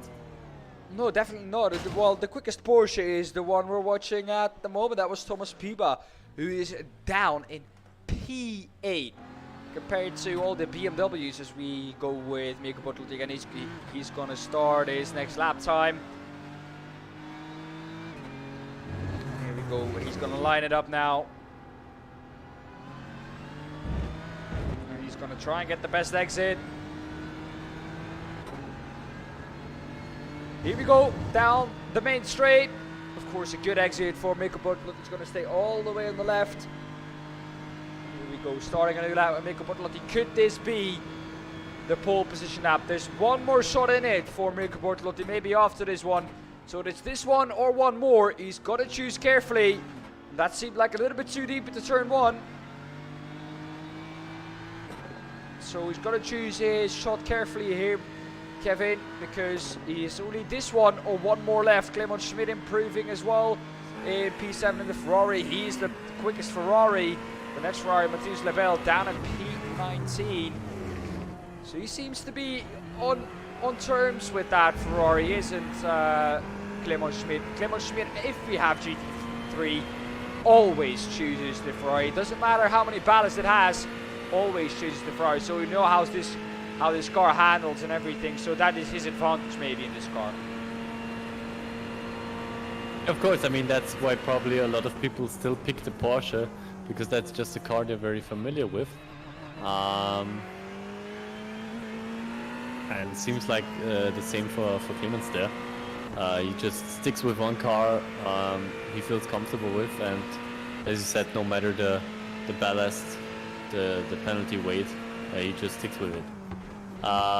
Hendrik Augustin, slight improvement, jumping up to P9, right behind Thomas Piba there. And we're back with Mirko Bortolotti. In SDK, I can only see one purple sector time, so let's see if he can improve this time round. No, he can't. Just a bit slower than his fastest lap time at the moment, but still got one more shot. I see a car in the distance there, but might be far enough away for him to not get distracted by it. We will see how that one goes for him. Winston Eckel is in the pit lane, so that is his qualifying over.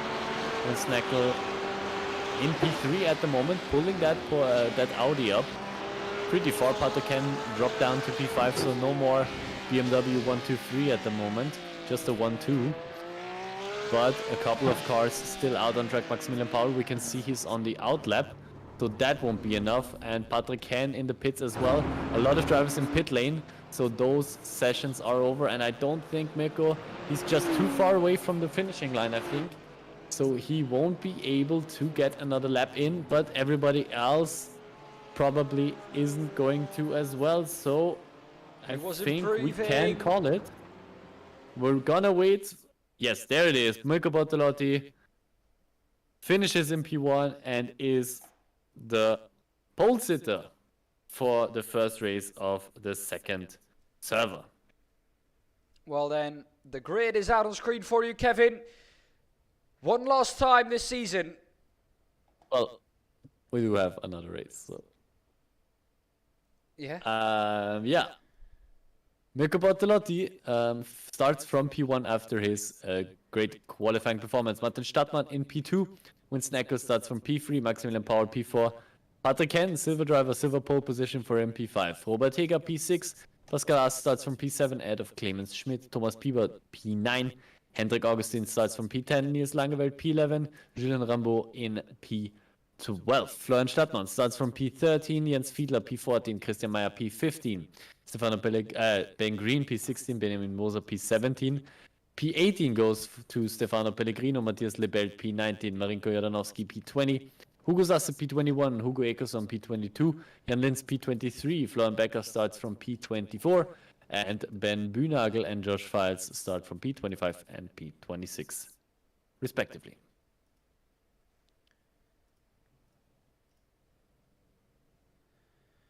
Here we go, back down to the grid. There we have Martin Stadtmann and Winston Eckel.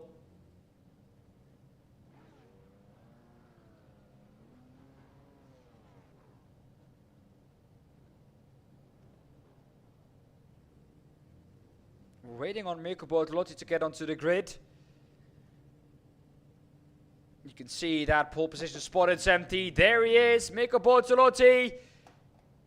He's going to start this race from the front row. And the red lights are going to come on. 1, 2, 3, 4, 5.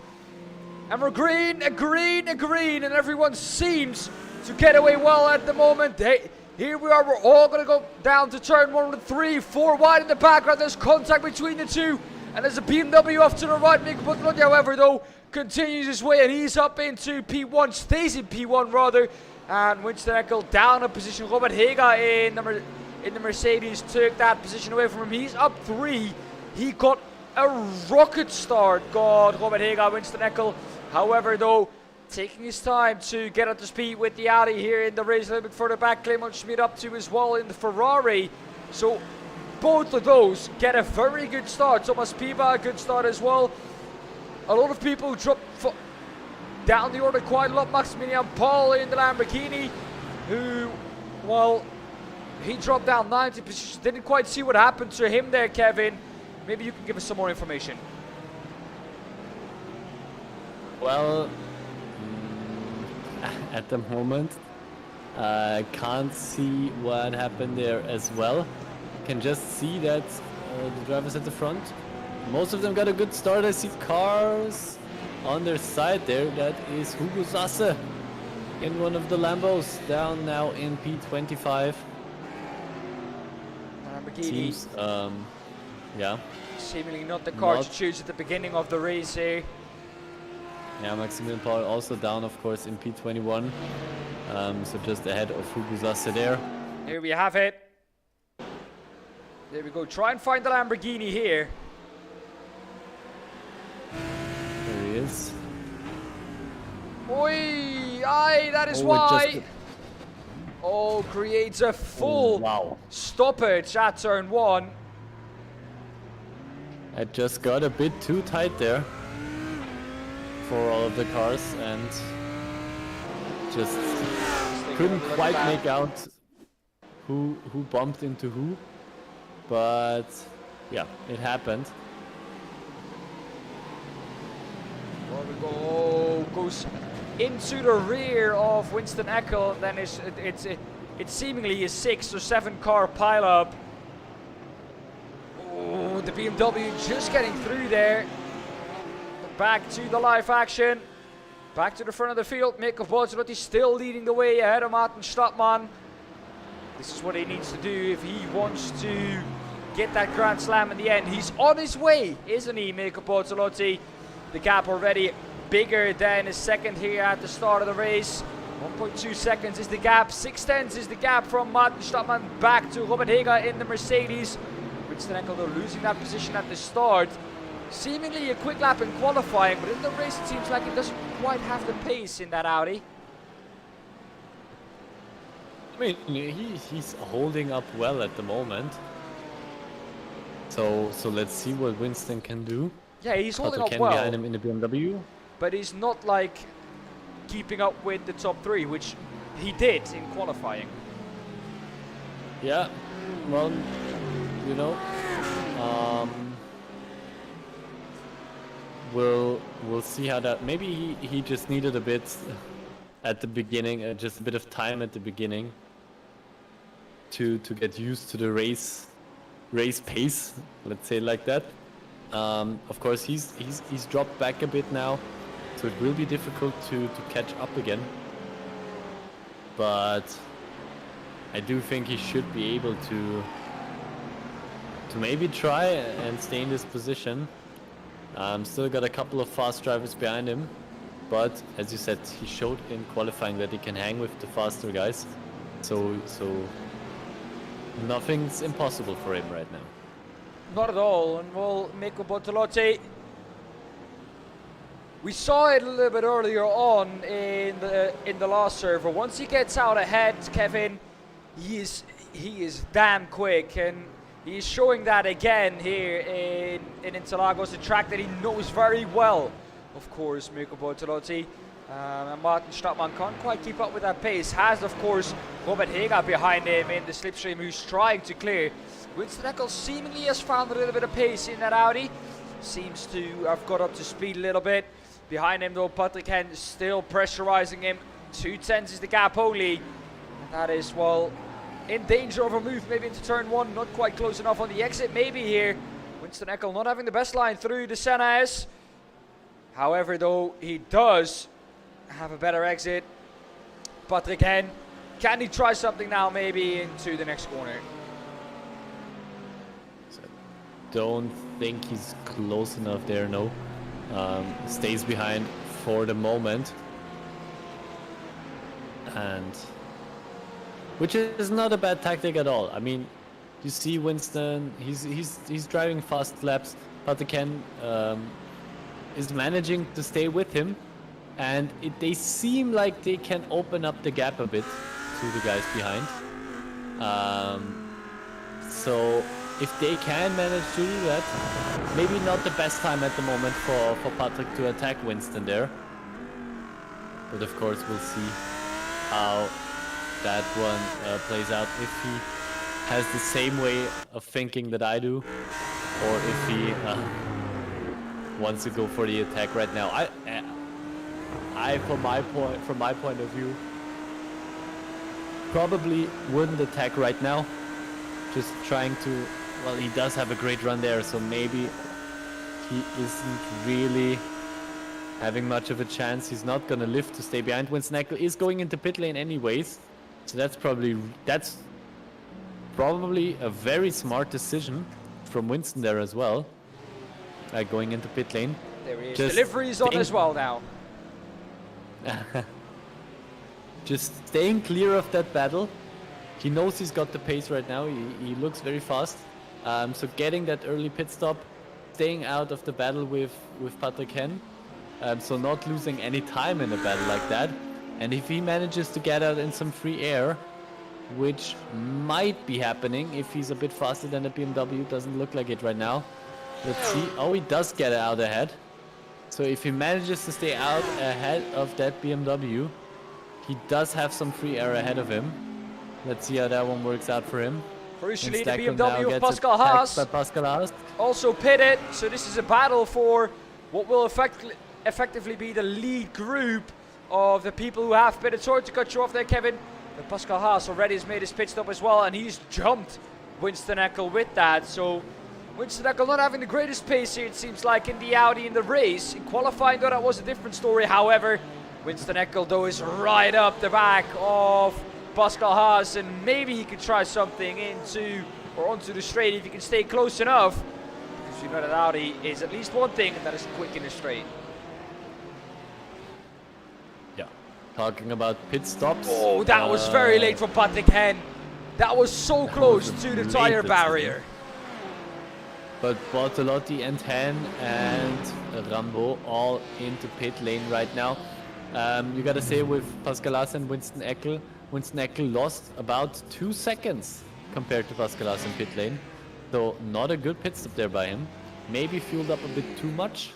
Let's compare it with the other guys. Mikko Bortolotti also with a 27-second pit stop, so more around the likes of Winston Eckel. If you look, Patrick Henn, he's only at a 25-second pit stop, almost 26 seconds, so also a bit faster there. Pascal Haas as well. So Pascal Haas also in the 25s. So we'll see. They fueled probably a bit less. Pascal Haas, of course, also came into the pit lane a couple of laps earlier, 2 laps earlier than Winston Eckel, but still pitted 2 seconds less. So fuel tactics and everything coming into play here. Of course, faster pit stop might mean that they have to save more in the end. But the drivers, usually they are very good at saving fuel. So that most of the time shouldn't be a big problem for them. And I don't think it will be this time. Oh, well, we've changed through this battle now. Florian Stadtmann, what can he do? He's going to go into the pit lane as basically everyone ahead of him is. 9 minutes done now, 9.5 minutes. And everyone now diving into pit lane. Jan Lind's going to do exactly the same. Hugo Eikesen is going to do the exact same as well. I expect Maya to jump into the pits as well. There we go, into the pits he goes, and that gives Martin Stadtmann is out ahead of Mikko Bortolotti. There's Mikko Bortolotti, it's going to be run down through the pit exit. Martin Stadtmann has the inside, but it's not going to be enough because Mikko Bortolotti is going to come out ahead.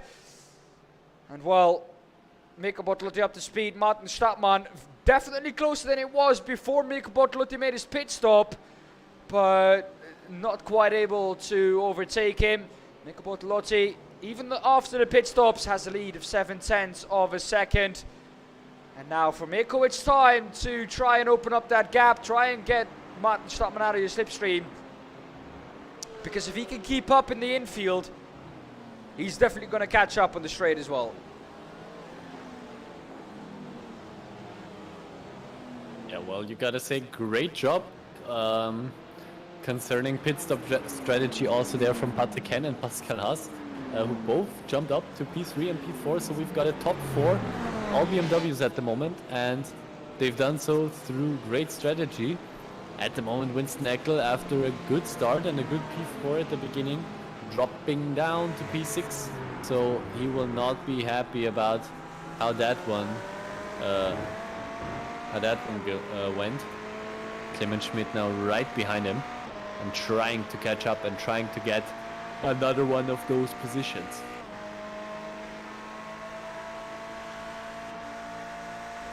Well, Mikko Bortolotti in the front of the field, still having his way with Martin Stadtmann. Martin Stadtmann, there he is. And the battle at the front wasn't this close before the pit stops, but it feels like Mikko Bortolotti just has a little bit more pace than Martin Stadtmann here. Gap up to 8.5 seconds. If Martin Stadtmann can keep in that slipstream, I think he's doing great, because not a lot of people can do that, I think, at the pace that Mikko Bortolotti is driving at the moment. Patrick Henn behind that, also dropping back little by little. Gap now up to 2 seconds of a second. Or 2 seconds of a second. No, just 2 seconds, Dan. Just 2 seconds. And Pascal Haas also behind that, 2.1 seconds. So the gap between those two, pretty equal and staying pretty equal. But behind that, Robert Higa in the Mercedes catching up a little bit to Pascal Haas. It would be great, by the way, Kevin, to see Patrick Henn, the silver driver, of course, finishing on the podium. That would be absolutely amazing to see in this last round. Yeah, well, he will be happy about that as well. Of course, looking at the championship standings, if he gets the silver victory there, he would pretty much jump up into P2, just behind Benjamin Moser, for that final round. Then for the final race, Florian Becker is already out of this race again, and Julien Rambeau right now in P2. But after qualifying, Rambeau and Henn are on the same points, 109. So a victory for Henn and Rambeau in P2 silver class would put, of course, Henn in front before the final race of the evening. If we're talking about championship standings already, as Wanner and Zug, Marius Zug, Jonas Wanner are both not here in this final round, sadly. P1, we talked about that already, in the overall class, of course, goes to Mikko Bortolotti. But Hendrik Augustin, pretty much now by default, has jumped up to P2. So he is vice champion of the W12 Sprint Series Season 4, Hendrik Augustin. We can confirm that now as well. So congratulations to Hendrik for a very good position. I think still P2 is still great, and P3 in the overall class will then go to Marius Zug on 338 points. he will finish in P3 overall. Also not here, I think. Also not here. Yeah, that's why he will finish in P3 and Augustin in P2, because Yes. Augustin already has more points than Zug, so I'm not gonna calculate that anymore. Augustin on 346 points right now, Marius Zug on 338. So those are P2 and P3, and this is P1. This is our champion. We'll join him for the last lap in this first race, in this feature race of the second server. Of course, we do have the reverse grid after that, as usual. But there is our champion with a demanding performance tonight. Won every possible race in the first server, and got pole position in the second server, and is on his way to win the first race in the second server.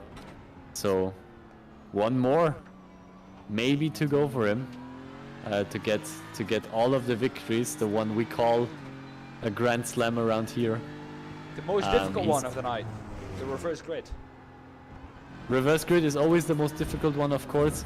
If you should know the rules by now, but if you don't, Mirko Bortolotti, of course, will start from P18 in the reverse grid race. The top 18 places switch positions.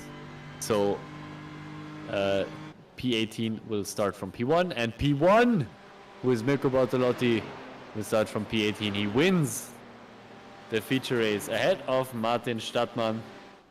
Patrick Henn wins the silver class. So I'm going to make my calculations here. So Patrick Henn will get 190 points. Finish second. He at 17. Florian Becker stays in 112 points. So the fight for P2, it's just 7 points that can decide this. Which means, sadly, for Florian Becker, that he's out of it, because reverse grid race, at best, only gives 5 points. And he did have some incidents in this race, so the incident points are also not an option for him.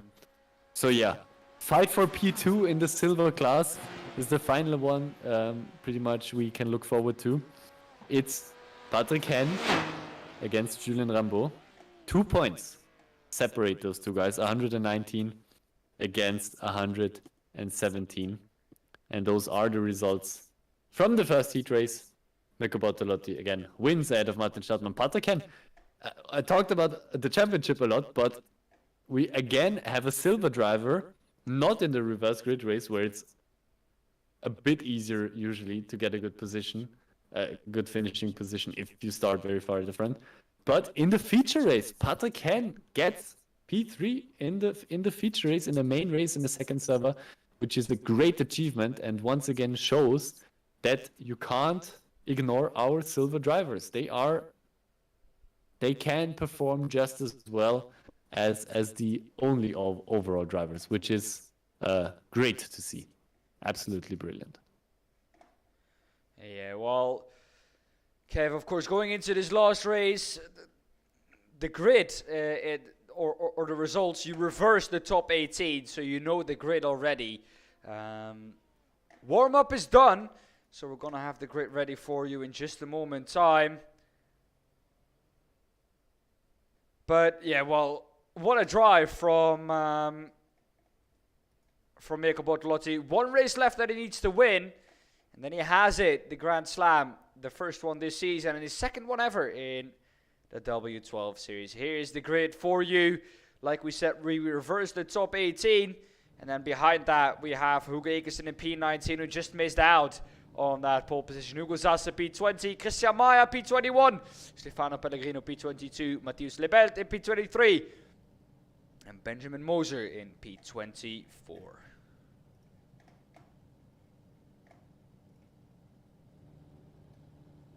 We go, the drivers starting to line up on the start-finish straight. Jens Fiedler, the one who will take us into the first corner as probably the leader if he gets a good start. Of course, we talked about it. Tonight, only standing starts, no rolling starts, which is a bit unusual for the GT3s, but we'll see how they will do. Well, then here are the lights. 5 red lights are on. They're out of underway. It's green, a green, a green. Everyone getting seemingly a good start. Everyone goes off into the first corner, and Jens Fiedler is the one who is there first. Jan Lins in second, and in third, Josh Files. But it seems to have been a clean start, no crashing this time into turn 1. They're 4 wide in the background. Nico Bortolotti involved in that all as well. Nico Bortolotti already up into P14. He has to be making some moves here early on in this race, and he is doing so, going past Clement Schmidt now, a man that he's races against so many times as well in the DTM, and now they're in the virtual world as well, side by side. Nico Bortolotti pushes Clement Schmidt to the outside of the track, gives him enough room to work with. Clement Schmidt not want to give this one up. He's still on the inside of Nico Bortolotti. He's going to have to move quick here, because of course we know that at the beginning that is where he can gain those points the easiest. Kevin, so far so good, and everyone seems to have got through cleanly at the beginning. Oh, saying that though, there's a big crash. That is the Mercedes of Robert Hega who is standing there. And well, that's not what you want to see. Nico Bortolotti now is ahead of Clement Schmidt, Ben Green as well, and here Jan Lins is the one who's trying to overtake now. He's going to go to the inside, move to the inside and launch it up the inside of Jan Lins, who's going to lose another position due to that as well. Could lose as much as 3 positions. Hugo Ekersen in P13 is going to try and get past as well, and he is past.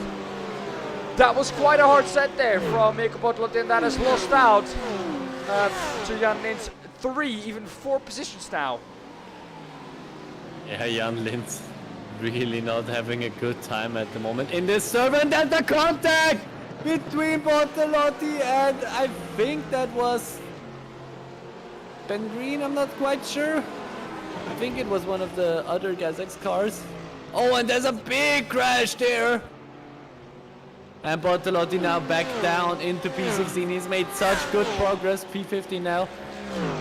He's made such good progress, but another setback for our champion.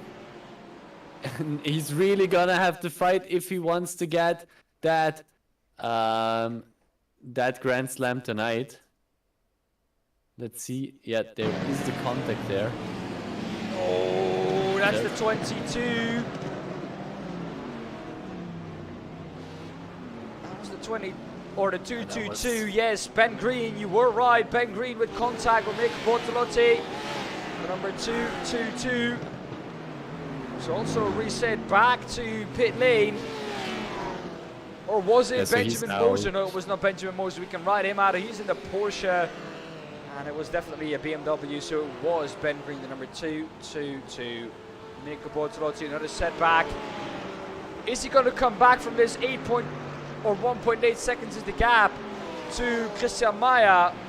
He's had so many setbacks this season, and he's come back from them all the time. He's going to jump into the pits early.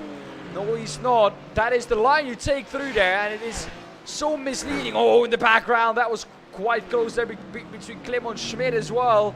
Clement Schmidt and the Porsche of Florian Becker. But yeah, that's the line you take through there, and it's quite confusing if you want to see if someone is going to go into the pit lane or not. Makes it more difficult for us. Thing I'm always keeping my eye out, of course, because I'm a sucker for those kinds of things. Julien Rambaud, Patrick Hen. Patrick Hen again at the moment ahead, but Julien already made his pits. No, he didn't. Was again a mistake by SDK. Of course, with the difficult pit entry, also SDK gets a bit confused sometimes. So at the moment, Patrick Hen ahead of Julien Rambaud, which would mean Patrick Hen gets position 2 in the Silver Class Championship. But of course, the race still 14 minutes to go. Everything can still happen here. Again, just want to point out 2 points separate those two guys. So Still very close there in the Silver Class Championship fight for position 2. Jens Fiedler against Josh Files. Josh Files now going to the outside for the center S, which is not a bad line to take if you can manage to keep it around the outside, because it turns to the inside. Doesn't manage so this time round. Jens Fiedler stays ahead and stays in the lead. And once again then, we've got 2 BMWs in front. Yeah, once again the BMW is proving to be very quick. And we might see more BMWs at the front because there are BMWs coming through the field. Julian Rambo, Mirko Bortolotti and Patrick Hen all coming through the field. Marinko Jadanovski, here he is. Everyone has all of a sudden turned into 888 and Italian again on the stream, it seems like. This is not the case. I don't know why it does that, but Marinko Jadanovski is in the number 14 and is from Germany, if you guys wanted that information. The German driver in P7 at the moment. Patrick Hen in the number 20. In P8, chasing down Marinko Jadanovski, and they are both chasing down Florian Stadtmann in the lead of the Silver Class. So this is the battle pretty much for the win in the Silver Class. A little bit wide in the background, Marinko Jadanovski. He's going to lose him time. Winston Eckel though gained 6 positions. As now a bit of P6 is going to try and look to get another position of the Porsche of Niels Langeveld. However though, Winston Eckel into the pit lane he goes. This is the man where this information is correct. Mirko Bortolotti in the 888 is Italian and is of course in the BMW.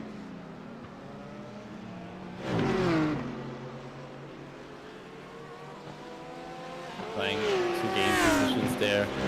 Once again now behind Hugo Sasse. Going up the inside and he's already passed even before the corner. Up into P9. Still a long way to go. Hugo Sasse there right behind him. They're around 10 seconds behind Jens Fiedler in P1. So quite a big gap that they would have to close down. Let's see if Mirko can do it. I personally don't think so at the moment. We only got just over 10 minutes left in this race and it would be, so that's pretty much a second per minute that he needs to gain, which seems like a pretty much impossible task, but you never know what happens, especially not with a man like Mirko. He's always fast, he's always got something up his sleeve, maybe a great tactic, maybe he's really cutting it closely on the fuel.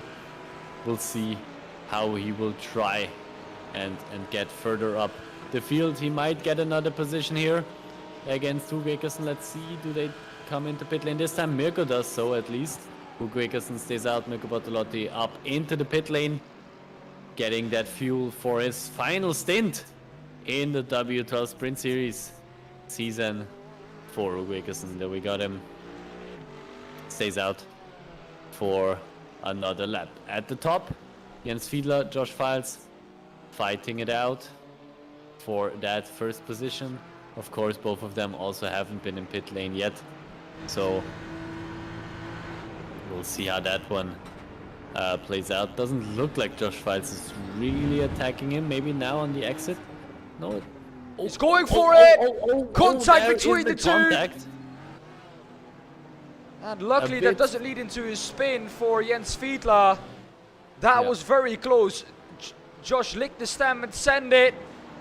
And that was, well, a very optimistic send. But yeah, well, in the end, it didn't result into a spin for Jens Fiedler, which is, I think, the good thing to take away. But yeah, that was just, I think, a little bit too far back for Josh Files. You have to give him the props though for going for it and trying to overtake. I expect them both to come into the pit lane this time round. And they, Josh Files continues. Josh Files is out. Jens Fiedler goes into the pits. This is now gonna be the battle for the lead. Well, Josh Files, I mean, thinking about the last race, everybody, the latest pit stoppers were at around the 9-minute mark. So for Josh Files to have another lap in his tank, quite interesting to see. Maybe he's managed to save enough behind, driving behind Jens. But I don't know if that will be the greatest strategy, but maybe he will prove me different, prove me wrong. At the moment, 20 seconds ahead of Jens Fiedler. Looking at the pit lane times, doesn't fill me with confidence that he will make it out ahead of those guys. But again, we'll see how that one plays out close. in the end. It's gonna be close, of course. It's gonna What be you have close. to think of here, Kev, is that those pit lane times, those 28... Oh, crash for Josh Files! He's definitely not going to be out ahead of Jens Fiedler. Jens Fiedler, this is now the battle for the lead. Both of them have pitted, and Jens Fiedler gets gifted the lead. This is the battle. This is, I think, a 10-way battle for the lead, all the way down to P9. Florian Stockman is avoiding this battle. Jens Fiedler, look at the train he has behind him. Unbelievable, so many cars now in the fight for P1. Jens Fiedler, Maximilian Paul, Hendrik Augustin, Nils Lange, Pascal Haas, Winston Eckel. All of them pretty much in range for an attack, and then behind them, just behind them, we've got Patrick Henn and Martin Stadtmann. So this is close. This will be some great racing and should be a great way to finish off the season. Let's see how this one goes. He's going to go Thinks for better it. of it this time round. Sends Fiedler wide. Great exit.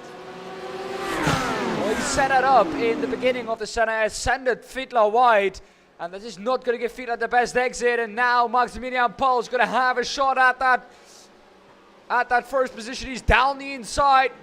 He's going to make it stick. They're both going to go out wide. Where have we seen this before?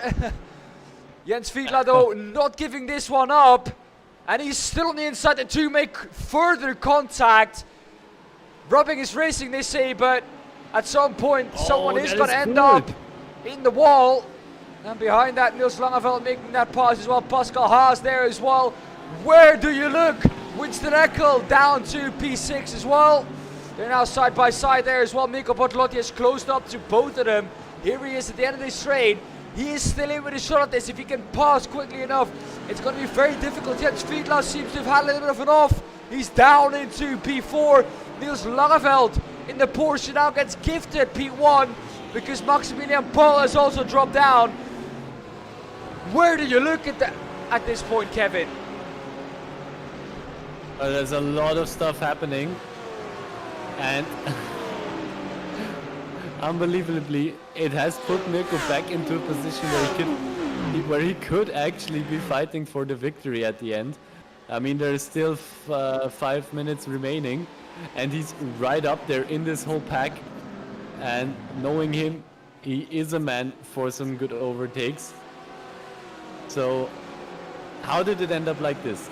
Unbelievable. Well, I'll tell you how it ended up like this. By Josh Files smashing it into the wall in the infield, of course, in Sector 2. There we go, Mikko Bortolotti trying to make the move on Martin Stadtmann, couldn't quite do it. Excuse me, this is Mikko Bortolotti on Patrick Henn. Around the outside he goes, he can do it, can make it stick, and is still alongside. Now he's at, slots in back behind Martin Stadtmann, but the battle for the lead is not over yet. Maximilian Paul half a second back. Oh, Niels Langeveld now almost pushing Niels Langeveld through the right-hander. And we still have 3 or 4 more laps left. Maximilian Paul, there's still everything to play for here for Mikko Bortolotti, Hendrik Augustin, Winston Eckel, Pascal Haas, Jens Fiedler. Excuse me, everyone could still win this.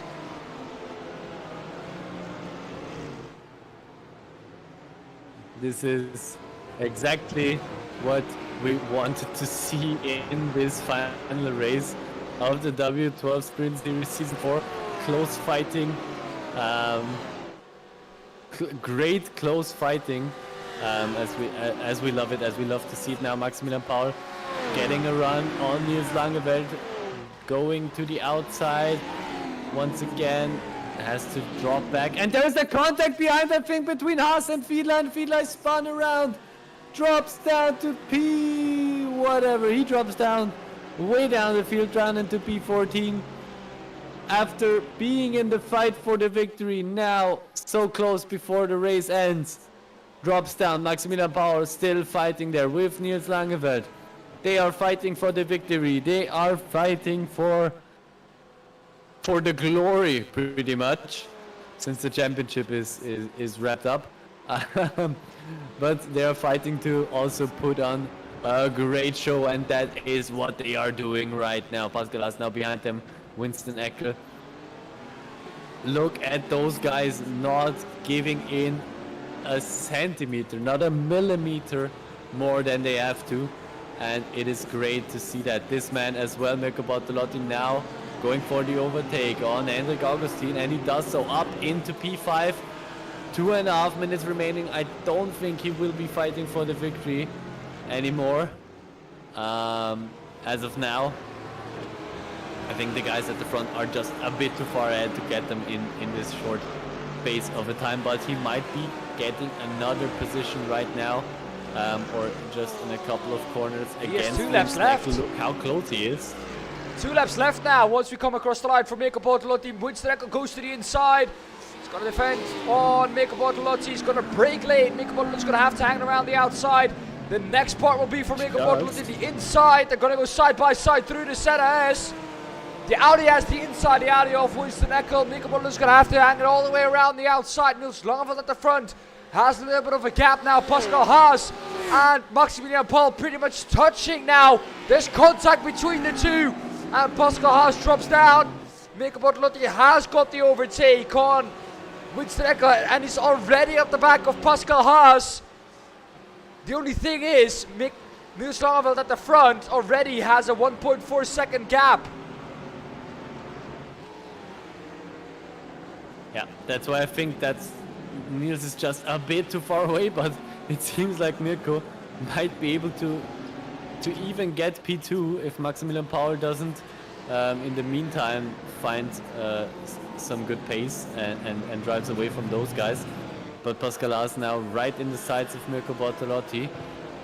Pascal will also do, of course, everything in his power to defend from Mirko.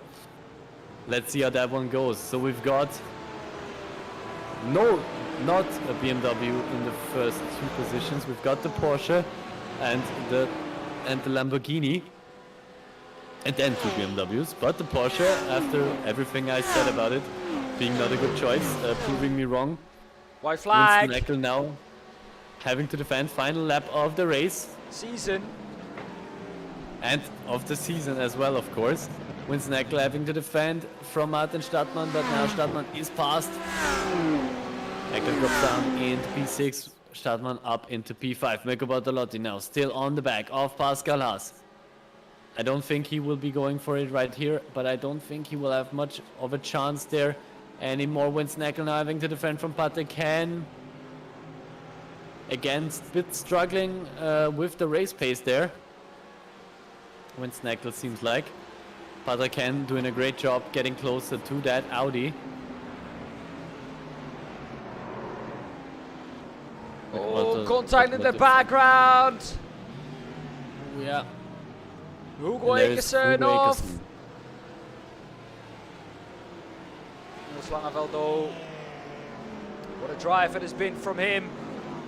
The man pretty much in form at the moment. He's been so quick the last couple of rounds. Nils Langeveld is going to round off the last corner.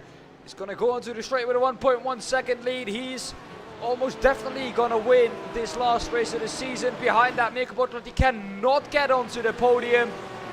But this man, Nils Langeveld, is going to win the last race of the season. The last race of season 4 across the line. It's Nils Langeveld who wins, and Mirko Bortolotti, after a beautiful comeback drive, our champion of season 4, cannot get onto the podium. But I think he's more than shown why he is the champion of season 4 and all the other seasons.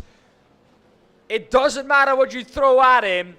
This man will make the best of it, and he's once again done done that this evening. I cannot tell you how great it is to see this man go around the track and overtake as if it's pretty much nothing. It's incredible here, Kevin. And well, another masterclass here this evening. Couldn't quite manage to get up into the podium or the win, but I think he can't be too disappointed with that comeback drive. No, after the crash and everything, getting back up into P4 is quite the achievement. You gotta think about what he probably could have done if it wasn't for that crash. Then he probably could be celebrating the Grand Slam of winning every race. Was not meant to be. Nils Langeveld wins the reverse grid race ahead of Maximilian Paul and Pascal Haas in P3, so that's the podium for the overall class. Gotta point it out, Patrick Henn wins the silver class, and with that, P2 in the silver standings, of course. His closest rival at the end, Julien Rambaud, only down in P. I think something's only down in P. This is correct. 5. I'm a bit like two different things. Patrick Henn, Stadtmann, Jordanowski is silver class as well. Jan Linz and Hugo Ekersen. Why is Julien Rambaud somewhere different from my position? Okay, yeah, we'll take what's on screen for me right now. Dan, maybe just to clarify, on what position is Julien Rambaud for you? P9 in this race. P9. All right, so okay, then we do see the same thing there. He might have gotten the penalty here. Yeah, I think that might be what happened because he's on a better position in my SDK file. But yeah, we'll take. It doesn't matter anyway.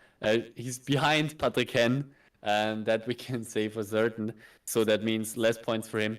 That means only P3, as Florian Becker also didn't manage to go into the points, and he would have had to finish at least first in the silver class to at least go level with Julien Rambaud. So Julien Rambaud P3 in the silver class, Florian Becker finishes P4 in the silver class, and the silver class champion is Benjamin Moser, P7 in the race, but P1 overall. And as we are talking about him right now, we're gonna pull him into the commentary booth. Benjamin, congratulations, silver class champion. How does it feel? Sorry. Could you repeat the question, please? Yes. Now it's taking all of my excitement. Benjamin Moser in the booth with us, silver class champion. How does it feel? To be honest, pretty great. Was a tough season, all season long, battles with different silver class drivers and also gold class drivers. So yeah, pretty happy with the result. After technical issues denied my Server 1 appearance. Okay. I was wondering why we didn't see you there. But yeah, the gap was in the end big enough, so you didn't really need tonight for the points. But of course, great that you still managed to show up in the second server. How was tonight's second server race then for you? Position not where we are used to seeing you. Usually a bit further up the field, but how was tonight GT3's Interlagos? So the car was great. I wasn't at the peak of my performance today, and I was hit in a stupid collision in race 2 and also in race 1, which not ended my race, but let's say affected them not that great. And yeah, so as you said, I already knew that I was silver champion, so I didn't have any pressure on it. So I was pretty chill going what 19th. So yeah, it was okay. They were still great races. I had a battle with Florian in the last lap, and he overtook me. I nearly overtook him, and we went into the finish with 6,000 of a second difference. So yeah, that was pretty close and fun. Um, and one more question. Silver Cup Championship prize 15 iRacing euros. What are you gonna spend it on? I think I will wait till the summer ASR get together, and I think a round of beer will be able with that money. That is great to hear, of course. Um, yeah, Benjamin, again, congratulations for the Silver Class Championship. Very well deserved. Great performance all season long. As you said, always also up there in the fights with the overall class guys. Even though we talked about it enough on stream, I think there you can't really separate a Yeah. lot of the silver drivers from the overall drivers. You guys are just as fast as the overall drivers, or can be just as fast as the overall drivers. But still, congratulations, very well deserved, and yeah, thank you very much for participating in season 4 of the W12 Sprint Series. Thank you very much. Thank you. See you next time. Have a great evening. Bye. You too. Should we round this off with the champions? Yes. Well then, let's pull him in. We've had the silver class champion, and now we do have the overall champion, Mirko Bortolotti. How do you feel as champion? Good evening, guys. I'm great to be here. First of all, thank you for supporting the W12 series once again. It's been the last round. It's been a cool season, I think. Don't know how you guys liked it, but I think it's been, from what I heard, it's been a great season. And obviously, the target of this is to have fun and to enjoy. And I think, yeah, mission accomplished. Definitely, it was a great season, great racing, great last race as well. You were right up in there in the fight in those last couple of laps. How was it from inside the car? It looked amazing from the outside. It was so much fun. I couldn't really believe that after the spin at I think lap 2, Yep. that I could still be in a position to fight for it at the end. I mean, not quite for the lead, but being in the lead group, I think a few more laps and it would have been spicy, let's say.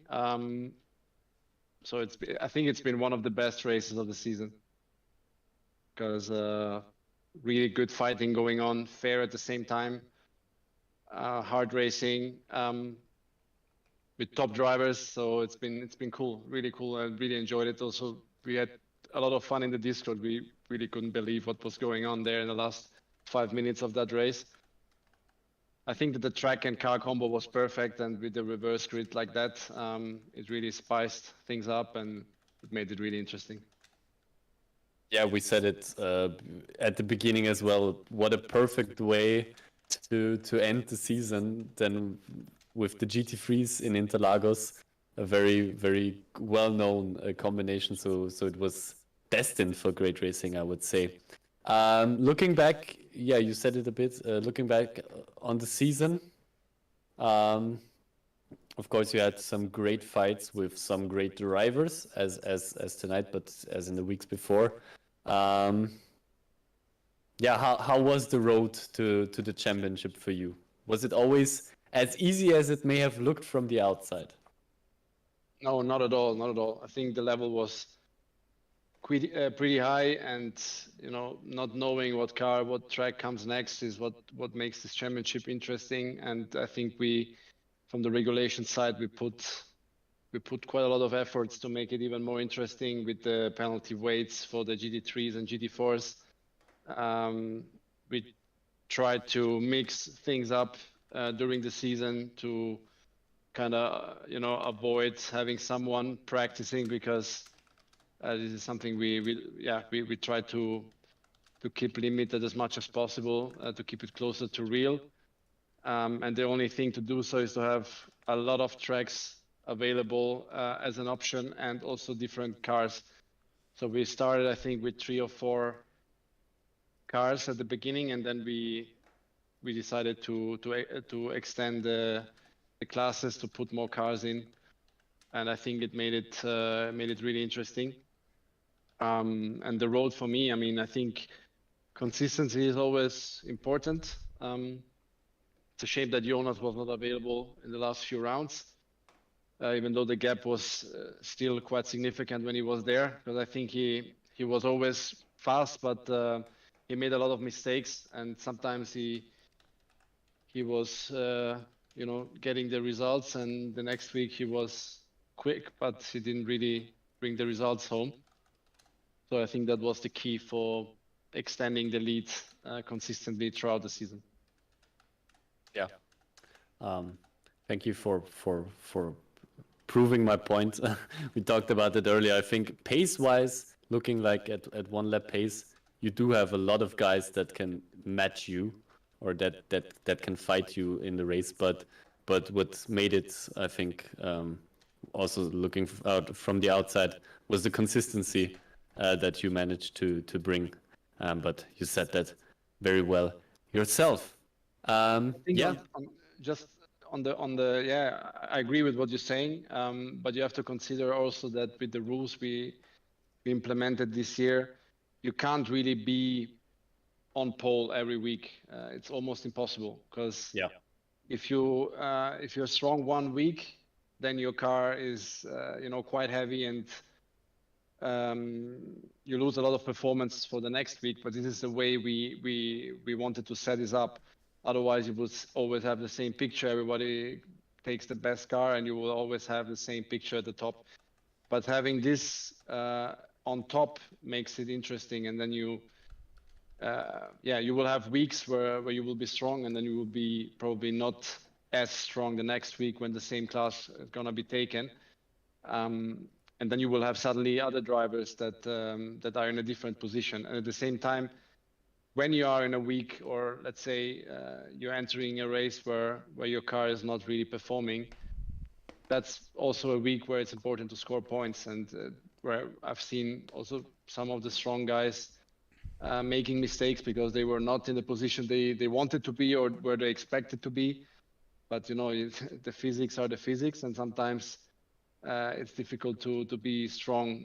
For example, the one really big example for me was GT4 at Donington, where with the Mercedes you had absolutely no chance, and the Porsche was dominating, but still it was important for me to bring second position home, or third place.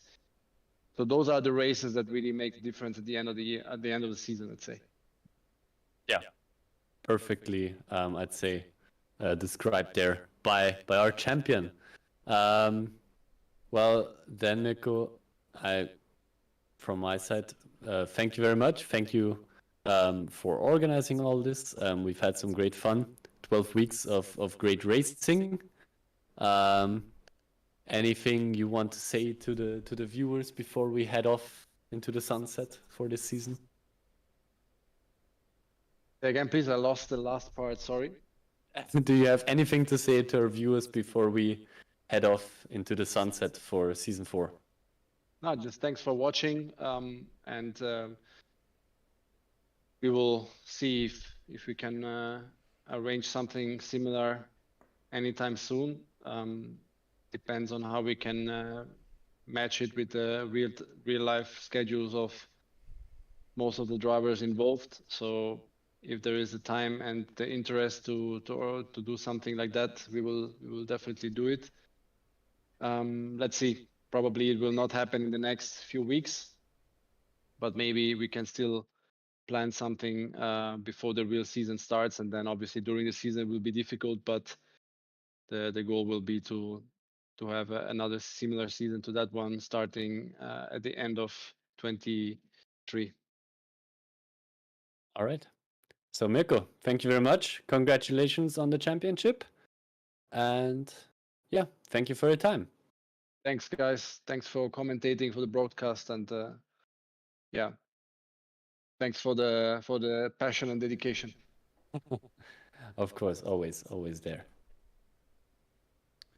Well, Kevin, I think it's time for us now to round it off. And of course, that was Mikko Bortolotti, our overall champion this season. Kevin, Exactly. it's been an amazing season. And, well, any highlights you want to point out? Well, so many exciting moments, so many close races. It's been a real, you gotta say, it's been a real roller coaster season. We've had our great moments, we've had our close fights. We finished with an absolutely amazing final race. And especially those final few laps, Mirko was saying it perfectly there in his interview. We've had some low moments. I usually don't want to bring this up more than it has to be, but I think as we are at the end of season roundup, and we've talked about it with the drivers, or well, in the organization, we've talked about it with the drivers extensively, and we've had some low moments of driving standards. We can't ignore that, I think. But the drivers came back from it as well. Everybody learned a bit, I'd say, tried to make it better, and they really did. It really did improve again coming up to the final couple of rounds. And I think we've seen some great performances from drivers we haven't expected. You talked about it, the I don't want to say resurgence, but like the way Niels, as you talked about in the race, has gotten better, for instance, in those final weeks, was amazing to see, because at the beginning we always knew that he was a good fast driver, but he just didn't manage to perform at the beginning. But once he got the hang of it, once he figured out how iRacing works, how the cars work, maybe, I don't know, something clicked, and he was just always up there at the front and stuff like that. Silver drivers fighting with our overall drivers. Again, not to talk down to the silver drivers. They are drivers much faster than I am, and I guess that both of us are. So they are great drivers. But seeing them fighting at the very top, as we did today with Patrick Henn, who's gotten a P3 in the first race. With Benjamin Moser, our silver champion, who is also very much, almost always has been up there with the overall drivers. I mean, he also has a very good overall position in the championship now in the end. I think P9 he probably has gotten now, because he was in a bit on his own there with his points position. So still a great position there, also in the overall championship. And it's just those moments, just those small moments that make racing so exciting, or like the tactics coming into play, the strategies, drivers just exiting ahead. If I think back to, what was it, Monza, I think, where we had that insanely close pit exit fight there. Incredible. Just those moments that you don't easily forget, that are just brilliant to watch, and even more brilliant to commentate over, I think, especially for us too, because we get to enjoy this week in, week out together with you guys watching the stream, and also like a big thank you from our side for everybody who has been loyal, sticking with the streams also through its technical problems, which we did also have quite a lot. Also, let's not sugarcoat that. But yeah, it's just been fun. It's been a great season. Well, I think that's everything said by Kevin. Kevin, I said this last week. It is time, for the last time this season, to get your three words. How about yours end of season roundup? I talked so much. You need to say something as well. Then I think we're in the final race. Reminisce about the season. How was it for you? How do you remember it? What did you like? What did you not enjoy as much? Well, I think before you we said get it to the all. free words. Well, but we want to hear it from you. Yeah, like I said, I think you said it all, and you pointed on almost everything that we've seen this season. We started the season off with with a great opening round. Once again, we saw Mirko Bortolotti being dominant week in, week out. He has had weeks where he had some tougher luck and where he wasn't quite there. But most of the time, Mirko Bortolotti was always there. And we touched on it, a little bit earlier on. Maybe, they try to make it as unpredictable as possible, and they managed to do that, which is a great thing. Like Mirko said, you have ballast in place that is based on the last performance that car has had. It doesn't matter which track you go to. It doesn't matter on the update in iRacing. The only thing that matters in this series is what happened the last round with that car. If you perform well in that car, you're also stuck with that car. So if it does get the ballast, you cannot all of a sudden switch to a car that does not have the balance. So I think in general, it's been an experimental season. We're still trying to, I think, find our way. But I think this season was a season where most of the things that we were trying to find have gotten the place, and we are certain about stuff that is happening, and we've got everything in place at the moment. I think this season was a season where, especially the second half, was very special. Some good races, great fighting, always close, as we know here in the W12. And yeah, it's sad to now have to say that we're gonna have to miss it for weeks and weeks on end, because like Mirko said, they're aiming to have a Season 5 at the end of 2023. And I can tell you, 2023 has just begun. So that's quite a long time away. And part of that is, of course, the real racing season. Most of these drivers that race in this series, in the W12 series, have some real races in their time as well. These are real racers, most of them, that we have here with us. And well, there are sim races in here, but of course Mirko Bortolotti, being a real racing driver, of course wants this championship also to consider the real drivers to take part in this. And I think that's something great as well. You don't see that everywhere, and I think it's a great concept. But I think that's everything said for me now for this season. It's been a great season, Kevin. It's finally time. Everyone has been waiting for this since last week. You said you were going to prepare. Let us hear how hard you have been preparing. Your three words on the season. As you can see, I haven't prepared at all. Okay.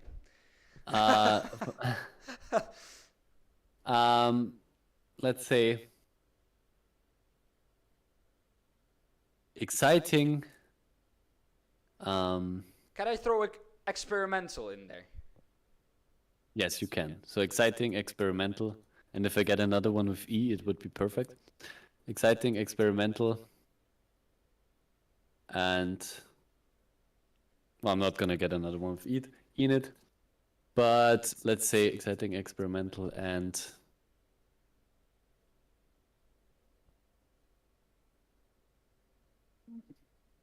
I don't know, amazing. Dominant, maybe.